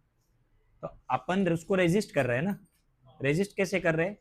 Preservative add. Preservative is a buffer, वो बफर है। वो बेसिकली तीन में बोला ना, तीन चीजों को प्रिवेंट कर रहा है। एक तो खराब होने से बचा रहा है, ऊपर से उसका पीएच मेंटेन करने से क्या हो रहा है, उसका फ्लेवर मेंटेन रह रहा है, उसका फ्रेग्रेंस मेंटेन रह रहा है, उसका टेक्सचर। अभी तुम सिंपल बताओ, अभी तुम पैकेट फोड़ दोगे चिप्स का, आधे घंटे बाद वो नरम होता है ना, दैट इज ऑक्सीडेशन, क्योंकि प्रिजर्वेटिव अंदर था। पैकेट आपने तो आप ओपन किया तो गया, वो नाइट्रोजन रहता है अंदर, तो वो ऑक्सीडेशन से बचाता है। अब नहीं बचा पा रहा है क्योंकि एयर के कांटेक्ट में आ गया। तो वो तो पॉसिबल है भाई, वो तो होना ही चाहिए। बट वो लोग जो शेल्फ लाइफ बढ़ाते हैं ना चीजों की, वो प्रिजर्वेटिव ऐड करके बढ़ाते हैं। ठीक है, तो ऐसा बोला जाता है, ऐसा डॉक्टर्स लोग नॉर्मली कंसिडर करते हैं कि जिसका शेल्फ लाइफ 20-25 दिन, 1 महीना हो, इट मींस उसमें एडेड प्रिजर्वेटिव कम है, so you can consume it, कोई इतना टेंशन की बात नहीं है। बट अगर किसी चीज का 6-8 महीना खाने की चीज, या 10 महीना, साल भर का उसके पास एक्सपायरी डेट है, इसका मतलब है कि उसमें प्रिजर्वेटिव बहुत ज्यादा है। बिकॉज क्वांटिटी पे डिपेंड करता है, तुम कम डालोगे तो कम डेज के लिए प्रिजर्व करेगा, ज्यादा डालोगे तो ज्यादा डेज के लिए प्रिजर्व होगा। तो जितना ज्यादा प्रिजर्वेटिव होगा उतना वो अपने लिए डेंजरस होता है। ठीक है, बिकॉज ये ऑर्गेनिक कंपाउंड है भाई, ऑर्गेनिक कंपाउंड है। ये बंदा है ना, बहुत डेंजर है। बराबर। It can also cause cancer. ठीक है, तो अभी इसको जरा समझते हैं अपन, है ना। ये तो, हाँ, मेडिसिन ना, देखो मेडिसिन का कभी कंटेंट देखो तुम, मेडिसिन, कोई भी मेडिसिन के पीछे कभी देखा नहीं होगा, है ना। कभी पीछे देखो दवाई का परसेंटेज 0.25, 0.5, है ना। वो लोग किलो में नहीं डालते, हाँ, मिलीग्राम्स में डालते हैं। तो प्रिजर्वेटिव वो लोग भी डालेंगे, but that is in milligrams, very small quantity. और वो ऐसे प्रिजर्वेटिव चूज करते हैं, वो सोडियम बेंजोएट डालेंगे, तुमको क्या लगता है भाई? दवाई के प्रिजर्वेटिव अलग होते हैं, वो प्रिजर्वेटिव भी एक ड्रग ही होता है, समझो इसको। जो प्रिजर्वेटिव डाल रहे हैं that is also a medicine का टाइप, कंपेटेबल होना चाहिए ना, खाने की चीज के साथ कंपेटेबल ये है, और जो मेडिसिन है उसके साथ कंपेटेबल मेडिसिन हो सकती है। तो वो बेंजो जो वो लोग बना रहे प्रिजर्वेटिव, वो भी एक तरीके का ड्रग है, एक तरीके का मेडिसिन है, विच इज कंपेटेबल, तो वो आपको हार्म थोड़ी करेगा। हाँ देखो, ओवरऑल तो मैं बताऊं तो भाई, दवाई भी एक लिमिट के बाद तुम ज्यादा खाओगे तो वो भी नुकसान ही है ना। एवरीथिंग जो आप एक्सेस क्वांटिटी में खाओगे वो आपको नुकसान ही देने वाली है, चाहे वो मेडिसिन ही क्यों ना हो। प्रिजर्वेटिव का सीन ये है कि भाई प्रिजर्वेटिव जो खाने की चीजों में डाला जाता है वो अलग है, और जो मेडिसिन में डाला जाता है that is a different, same preservative नहीं होता, अलग होता है। इसीलिए अपन जब मेडिसिन बनता है ना, तो वहां पे ये सारी चीजों का क्लिनिकल ट्रायल होता है भाई। ये क्लिनिकल समझता है, लोगों पे टेस्ट होता है ना, हाँ, पहले चूहों पे होता है, फिर लोगों पे। हाँ, क्लिनिकल ट्रायल क्यों करते हैं? टू कंफर्म कि भाई इससे कुछ नहीं। हाँ, अभी कल बालाजी वाला चिप्स बना रहा है, क्रीम एंड अनियन, हाँ, आज यहाँ पहुंचा, किसने, कितने लोगों ने खाया, तो वो डायरेक्ट अपने ऊपर टेस्ट हो रहा है, there is no clinical trial. उसने ऐसा निकाला कढ़ाई से, पैकेट में डाल दिया। अब कौन सा तेल था, कितनी बार यूज किया है, हाँ, वो पाम ऑयल ही होता है। अब वो एक बार यूज किया कि 4 बार किया कि 10 दिन से वही यूज कर रहा था, वो तो अपने को नहीं मालूम ना, वो तो नहीं मालूम है। तो फिर इसका मतलब क्या है? नो क्लिनिकल ट्रायल, है ना। हाँ, मैं देखा ना, मैं उस दिन बैच 1 में मैं टिफिन खा के निकला, तो एक स्टूडेंट है अपनी, वो ऐसे इतने सारे चिप्स लेके आ रही थी, ऐसे पकड़ के लाई, ऐसा ऐसा फेंक दी, ऐसे 10-15 गिर गए ऐसे। मतलब मैं बोल रहा हूँ ये क्या है भाई, और तभी तो ये डस्टबिन भर के ओवरफ्लो होता है, उसमें कचरा नहीं, उसमें पैकेट रहते हैं चिप्स के। इतना चिप्स खाती है पब्लिक, भाई कोई ढंग का खाओ यार, तुम रोटी वोटी खाओ जरा। अरे तो मजबूरी थी ना, घर पे रोटी नहीं बनी थी तो पाव खाया ना। क्या, एक्चुअली जो पाम ऑयल है ना, वो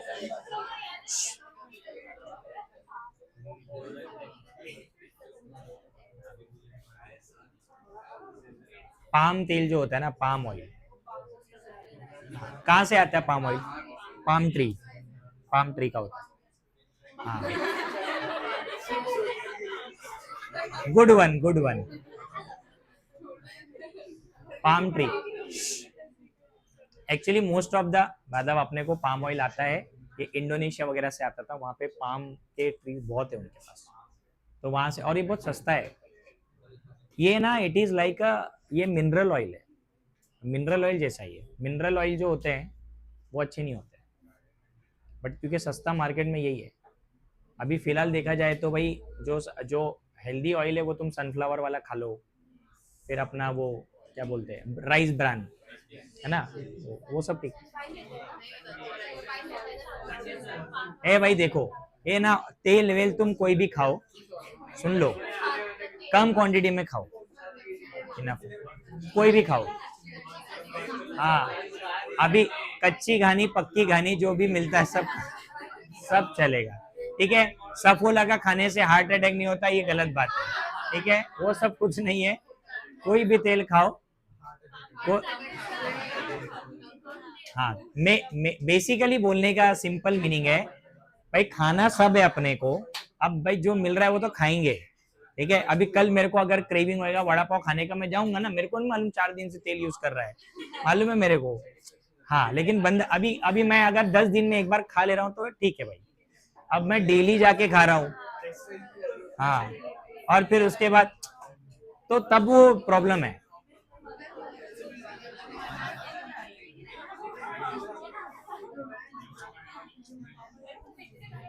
ओके, साइलेंट, अभी ध्यान दो। देखो अपने पास है ना,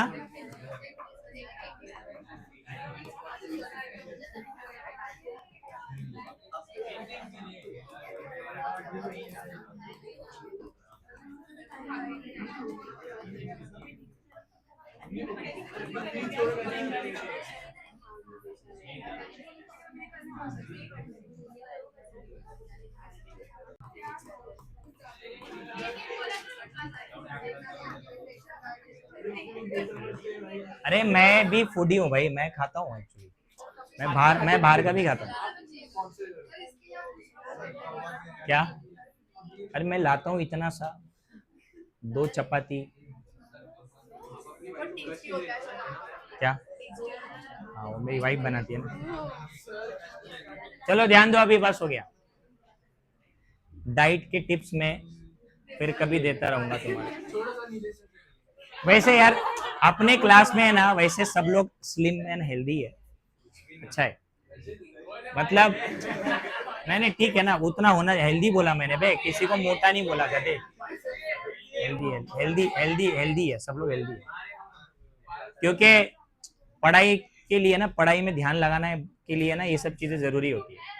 खाने में ध्यान रहा अगर सिर्फ, तो पढ़ाई तो कभी जिंदगी में नहीं होने वाली, फिर तो अपन ठेला ही खोलेंगे, है ना।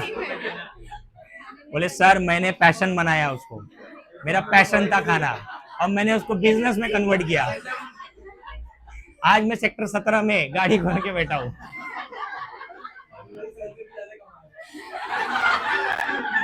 हाँ तो कमा सकते भाई, वड़ा पाव वाला ज्यादा ही कमाता है,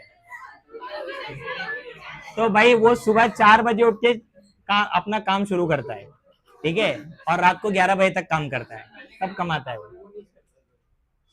वो तो कमाने की कोई लिमिट है क्या? कमाने की कोई लिमिट नहीं है, वो 24 घंटा भी अपना दुकान चालू रख सकता है।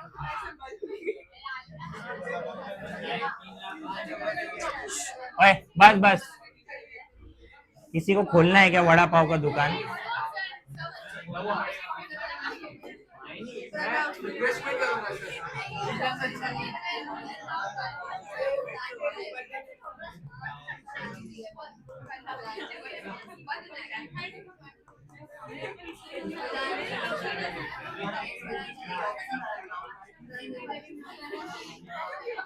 ओए साइलेंट साइलेंट, टाइम वेस्ट मत करो, ये बफर वाला पार्ट हो जाएगा अभी।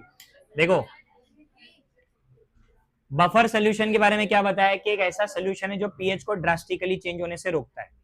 अभी ऐसे ना 2 टाइप के बफर है, एसिडिक और बेसिक। एसिडिक बफर देखो बनता कैसे, ध्यान दो, इस पे क्वेश्चन आया या एसिडिक बफर क्या है, तो it is a solution of weak acid, कोई वीक एसिड चाहिए जैसे एसिडिक एसिड ले लो, plus salt of weak acid and strong base. अब ये जो वीक एसिड है वो यही है, बट इसके साथ कोई स्ट्रॉन्ग बेस को मिला देना है, उससे जो सॉल्ट बनेगा वो सॉल्ट और ये एसिड का जो मिक्सचर है दैट इज बफर। तो इसका जो सबसे कॉमन एग्जांपल है ना वो यही है, acetic acid plus sodium acetate. अभी मेरे को कोई बताओ, ये वीक एसिड है, बट ये क्या salt of weak acid and strong base है? कौन सा वीक एसिड से बना है? एसिडिक एसिड और स्ट्रॉन्ग बेस। हाँ, तो ये दोनों का मिक्सचर बफर है। कौन सा बफर? Acidic buffer.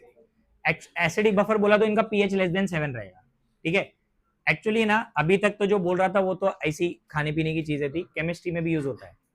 केमिस्ट्री में अगर अभी तुम्हारा जूनियर कॉलेज का और डिग्री का लैब सेम है क्या?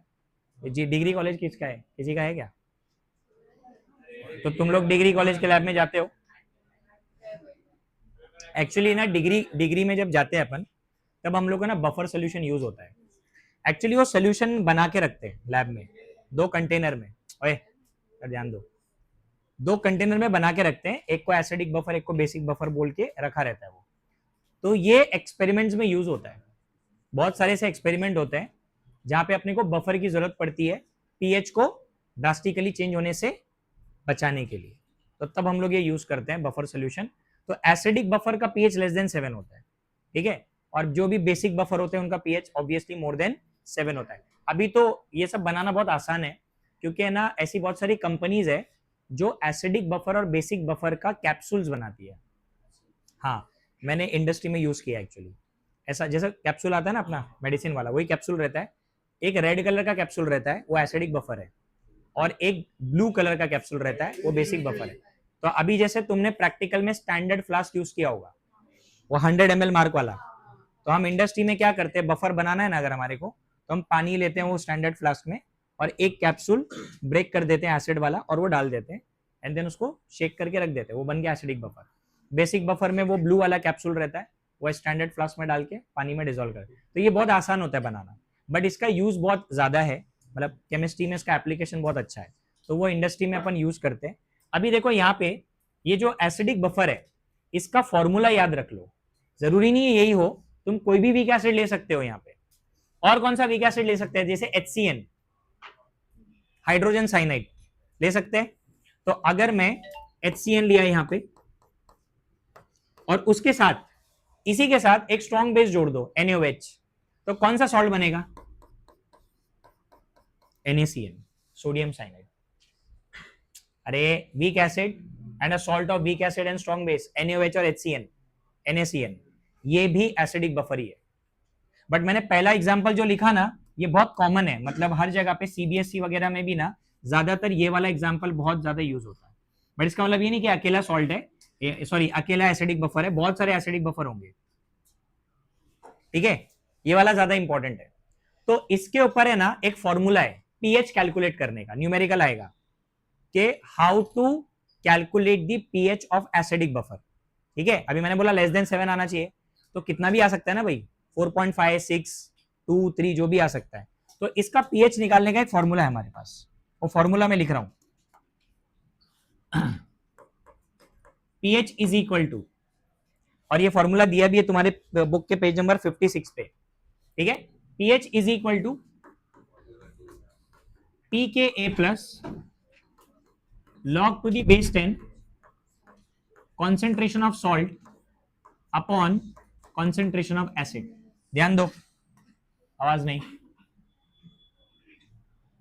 देखो भाई, सिर्फ अभी है ना, इसके पहले क्या था, प्रीवियस सिलेबस में ये डिराइव करते थे हम लोग, डेरिवेशन था इसका, अब हटा दिया है, सिर्फ फॉर्मूले की जरूरत है। एंड ऑलमोस्ट हर साल जेई नीट में इससे क्वेश्चन आता है, पीएच ऑफ एसिडिक बफर। अभी आप देखो उधर pKa लिखा हुआ है, ये कहां से आया? Ka का नेगेटिव लॉग, ठीक है, यहां पे लिख के देता हूं मैं तुम्हारे को। देखो ये जो pK दिख रहा है ना तुमको, ये है नेगेटिव लॉग ऑफ Ka। के ए दिया रहता है क्वेश्चन में, पी के नहीं देते वो लोग, जानबूझ के नहीं देते, वो लोग के ए का वैल्यू देते हैं ताकि आप उसका नेगेटिव लॉग लेके पी के ए फाइंड आउट करो, सब्स्टिट्यूट करो, और ये सॉल्ट और एसिड का कॉन्सेंट्रेशन हमेशा गिवन रहता है। सॉल्ट और एसिड क्यों, एक सॉल्ट है एक एसिड है, तो सोल्यूशन में दोनों का कॉन्सेंट्रेशन होगा, वो दे देंगे, पीएच निकालना पड़ेगा। तो ये एसिडिक बफर के लिए इंपॉर्टेंट है, 2-2, 3-3 मार्क्स के न्यूमेरिकल होते हैं इसके ऊपर, ठीक है। और ये भी याद रखो, p K A is minus log to the base 10 K A.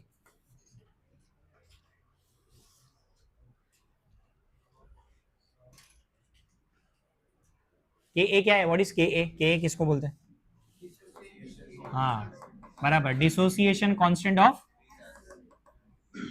Weak acid, dissociation constant of weak acid.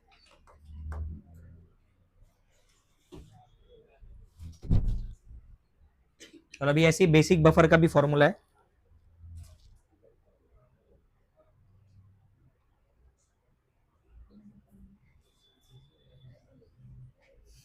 इस इक्वेशन का नाम होता है, ये जो इक्वेशन है ना,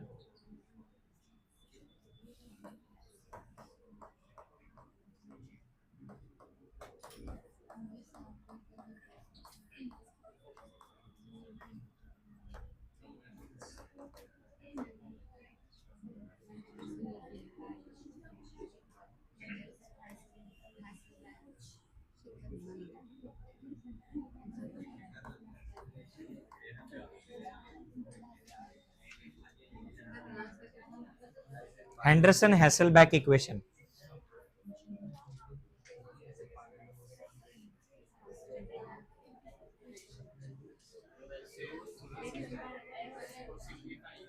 किसको किसको किसको, मतलब सॉल्ट और एसिड को,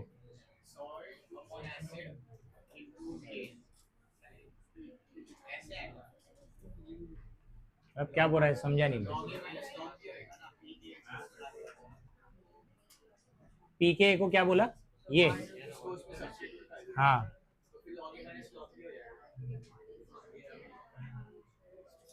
कैसे, बीच में प्लस का साइन है ना इधर, हाँ तो मल्टीप्लिकेशन चाहिए ना या डिवीजन चाहिए, हाँ कौन से टर्म को ऐसा लिख सकते तो बोल रहा है, कौन सा बोल रहा है, अच्छा ये बोल रहा है, हाँ ये चलेगा, लिख सकते हैं।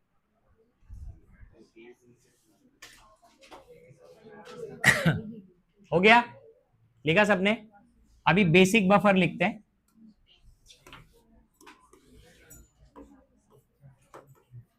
Basic buffer,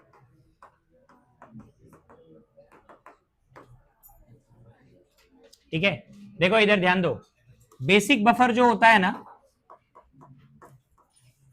it is a solution of weak base plus salt of weak base and strong acid, ठीक है, वीक बेस चाहिए और एक सॉल्ट चाहिए वीक बेस स्ट्रॉन्ग एसिड का।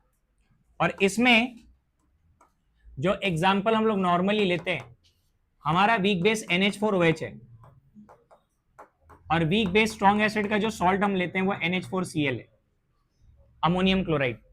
बट जरूरी नहीं है कि यही वाला हो, आप कोई भी ले सकते हो इसके अलावा, ठीक है, आप NH4OH ले सकते हो वीक बेस में, और वीक बेस स्ट्रॉन्ग एसिड में आप NH4NO3 भी ले सकते हो, है ना, HNO3, weak base and strong acid से NH4NO3 भी बनता है, ये सब है। बट अपने जो सिलेबस में जो सबसे ज्यादा कॉमनली यूज होता है ना वो ये वाला है।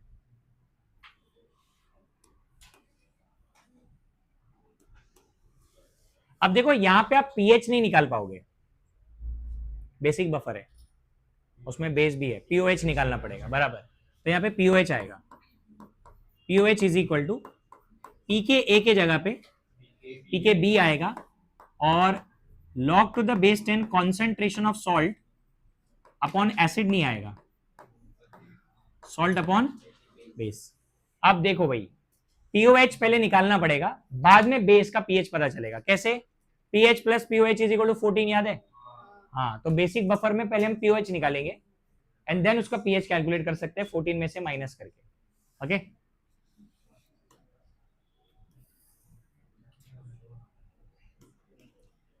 और यहां पे भी सेम है, पीकेबी जो है ना, पीकेबी वो है minus log to the base 10 KB,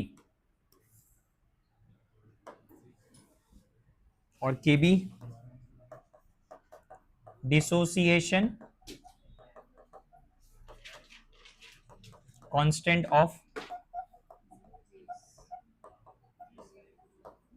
weak base.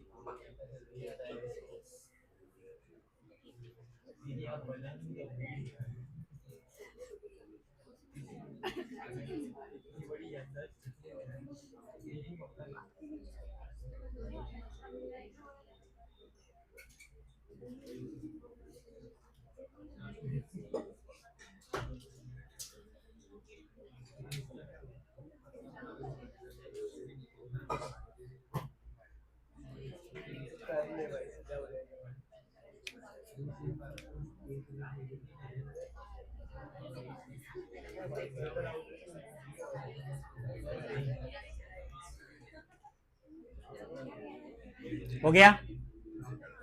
लिखा सबने?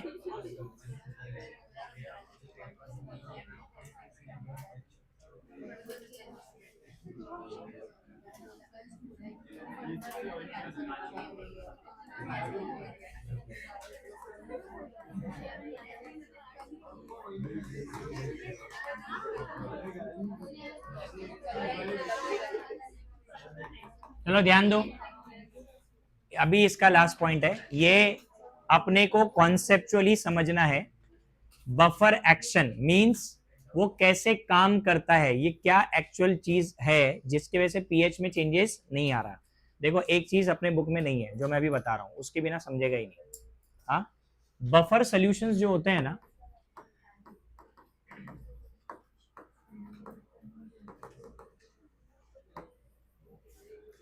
उनमें ना दो चीजें प्रेजेंट होती है। हर बफर सॉल्यूशन में दो कंपोनेंट्स होते हैं।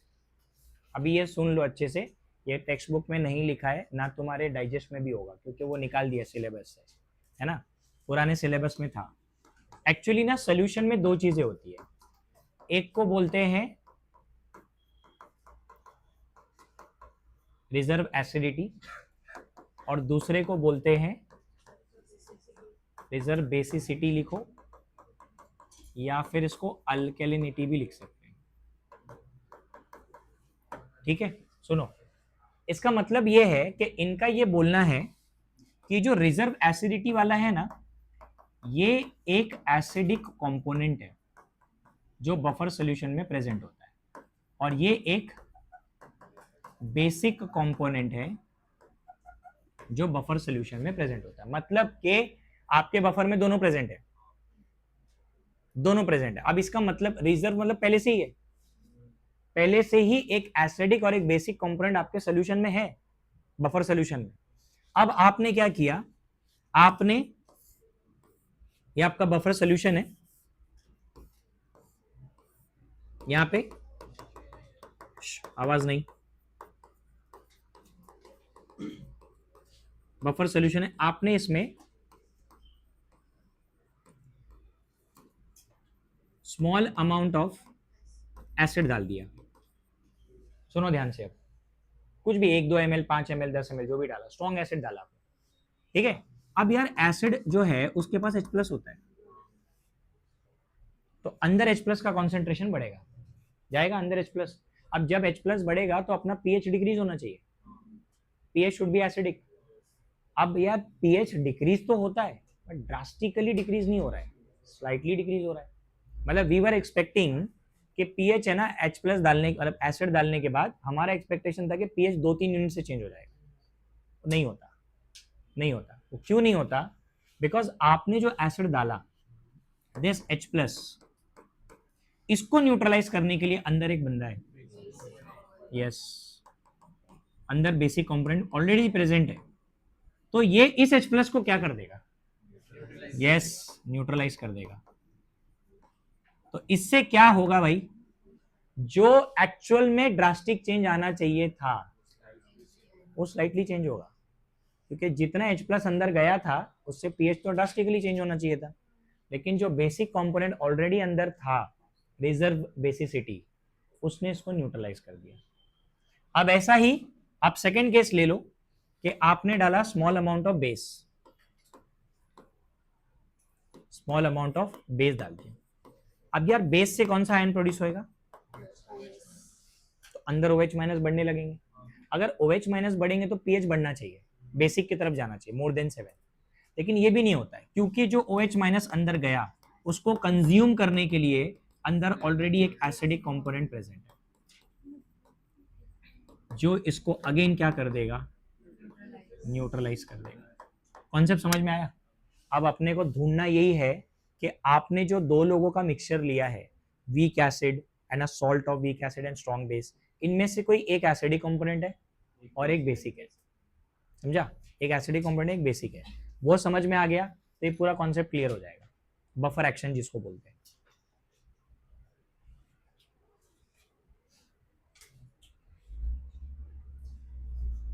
ये सब पुरानी बुक में लिखा हुआ था, पूरा एक बड़ा पैराग्राफ था, निकाल ही दिया, कुछ भी नहीं है। इनको समझ में नहीं आता कि रखने का क्या और निकालने का क्या, अभी क्या बोल।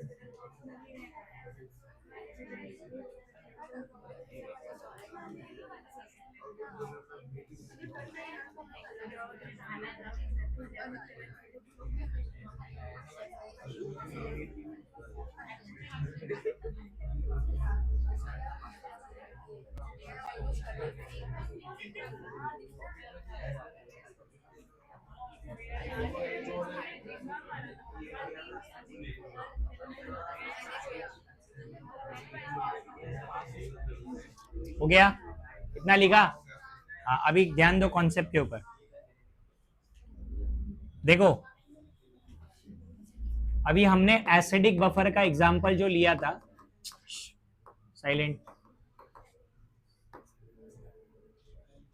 वो ये वाला था, CH3COOH, है ना?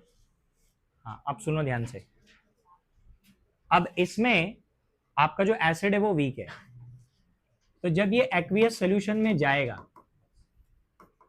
ये तो पार्शियली डिसोसिएट होगा, यस और नो?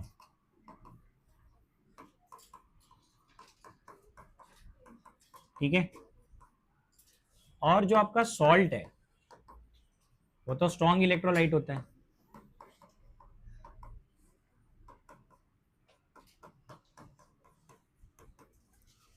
अगर आप ध्यान से देखो दोनों में एक आयन कॉमन है।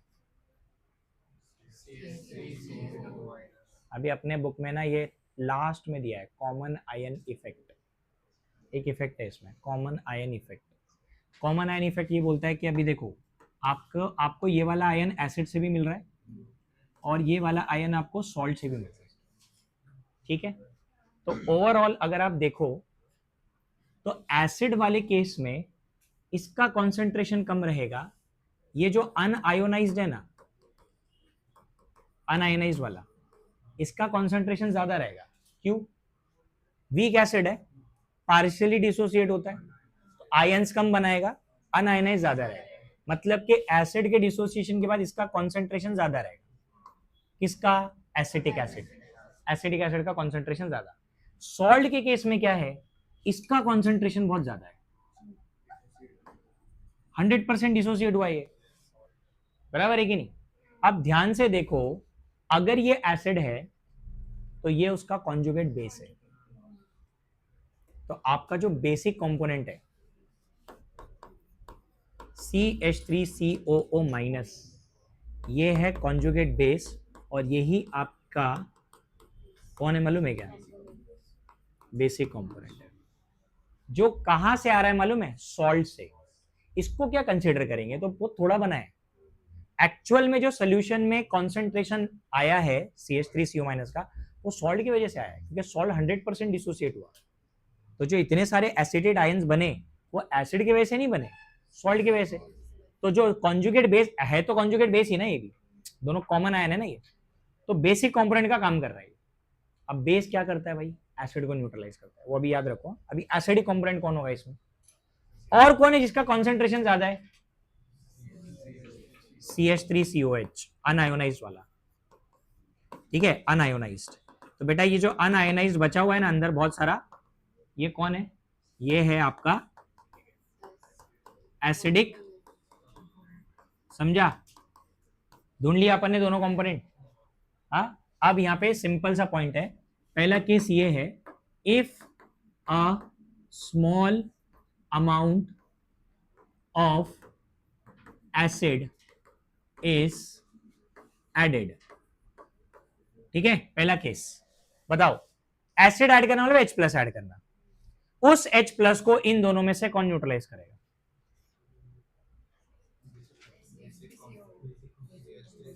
आप एसिड डाल रहे हो, इसका मतलब यहां पे रिएक्शन होगा CH3CO माइनस का इसके साथ। हाँ, ये बेटा एडेड एसिड है, याद रखो, ये आपने ऐड किया है ना, और ये तो पहले से ही था अंदर। तो अब ये जब इसको कंज्यूम कर लेगा, क्या बनाएगा, CH3 अनआयनाइज्ड, मतलब सारा H प्लस कंज्यूम कर लेगा ये। क्यों करेगा, क्योंकि इसका कॉन्सेंट्रेशन बहुत ज्यादा है, दिख रहा है ना, यहां लिखेंगे अपन, यहाँ पे लार्ज कॉन्सेंट्रेशन।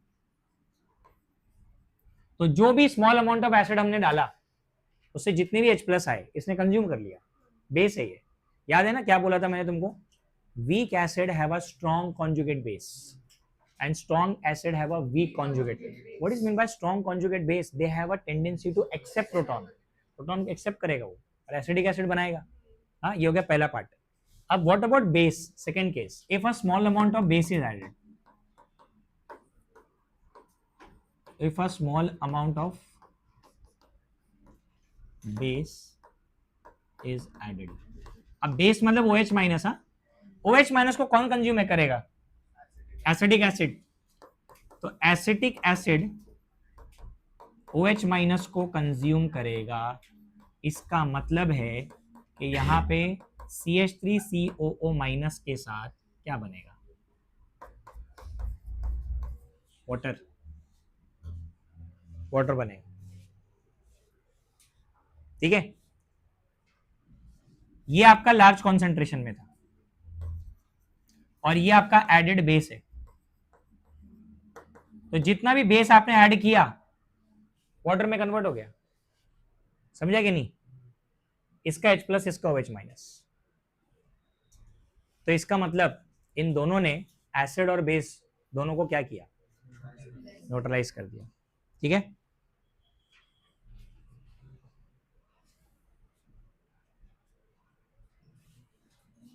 तो कंक्लूजन हमारा ये निकला इसमें,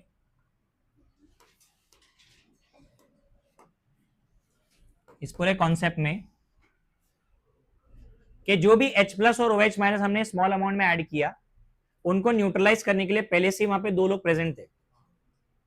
तो एक्चुअल में जो असर होना चाहिए था पीएच में, वो हुआ नहीं।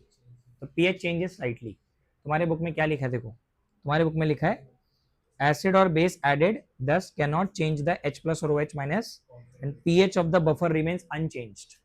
नहीं, स्लाइड चेंज, ठीक है। pH of the buffer solution changes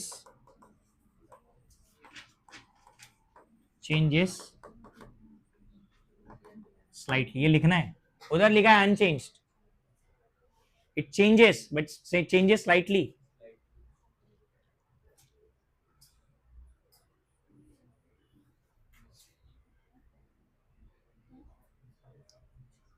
pH बढ़ेगा क्या कम होगा? कम ही होगा,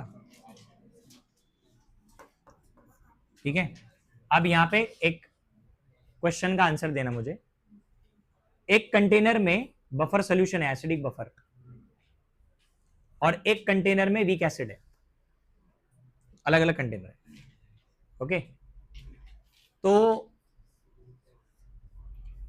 मैंने एसिडिक एसिड में भी एसिड डाला और मैंने बफर सोल्यूशन में भी एसिड डाला। समझा मेरा क्वेश्चन क्या है? दो अलग अलग कंटेनर है, एक में एसिडिक बफर है, दूसरे में बफर नहीं है, नॉर्मल एसिड है, एसिडिक एसिड है, वीक एसिड। मैंने क्या किया, दोनों में एसिड डाला, HCl डाल दिया, इसमें भी इसमें भी। उसके बाद अपने को ज्यादा पीएच में चेंजेस कहाँ नजर आएगा? विदाउट बफर वाले में, ठीक है। तो अगर मान लो इस वाले सोल्यूशन में पीएच चेंज हुआ 0.5, बफर था अंदर, इसमें नहीं होएगा, इसमें आपने स्ट्रॉन्ग एसिड डाला है, इसका पीएच बहुत ड्रास्टिकली चेंज होएगा, तो ये फर्क हो जाता है। तो जब आप ये डिफरेंस समझते हो तो अपने को ऐसे बहुत सारे एक्सपेरिमेंट होते हैं जहां पे ना पीएच मेंटेन करना होता है। क्या करना होता है? बफर लगेगा, आपको रिएक्शन भी करना है, आपको पीएच मेंटेन करके रखना है। कौन मेंटेन करेगा भाई pH? Buffer. You need a buffer solution, क्योंकि ऐसे बहुत सारे रिएक्शन होते हैं जहां पे अपने को ना रिएक्शन करते करते पीएच में ड्रास्टिक चेंज आता है, and we don't want that changes. हम चाहते हैं कि भाई ये इसी पीएच पे मेरे को रिएक्शन करना है, तो फिर उसके लिए बफर की जरूरत पड़ेगी, तो वहां पे बफर को यूज करना पड़ता है, ओके।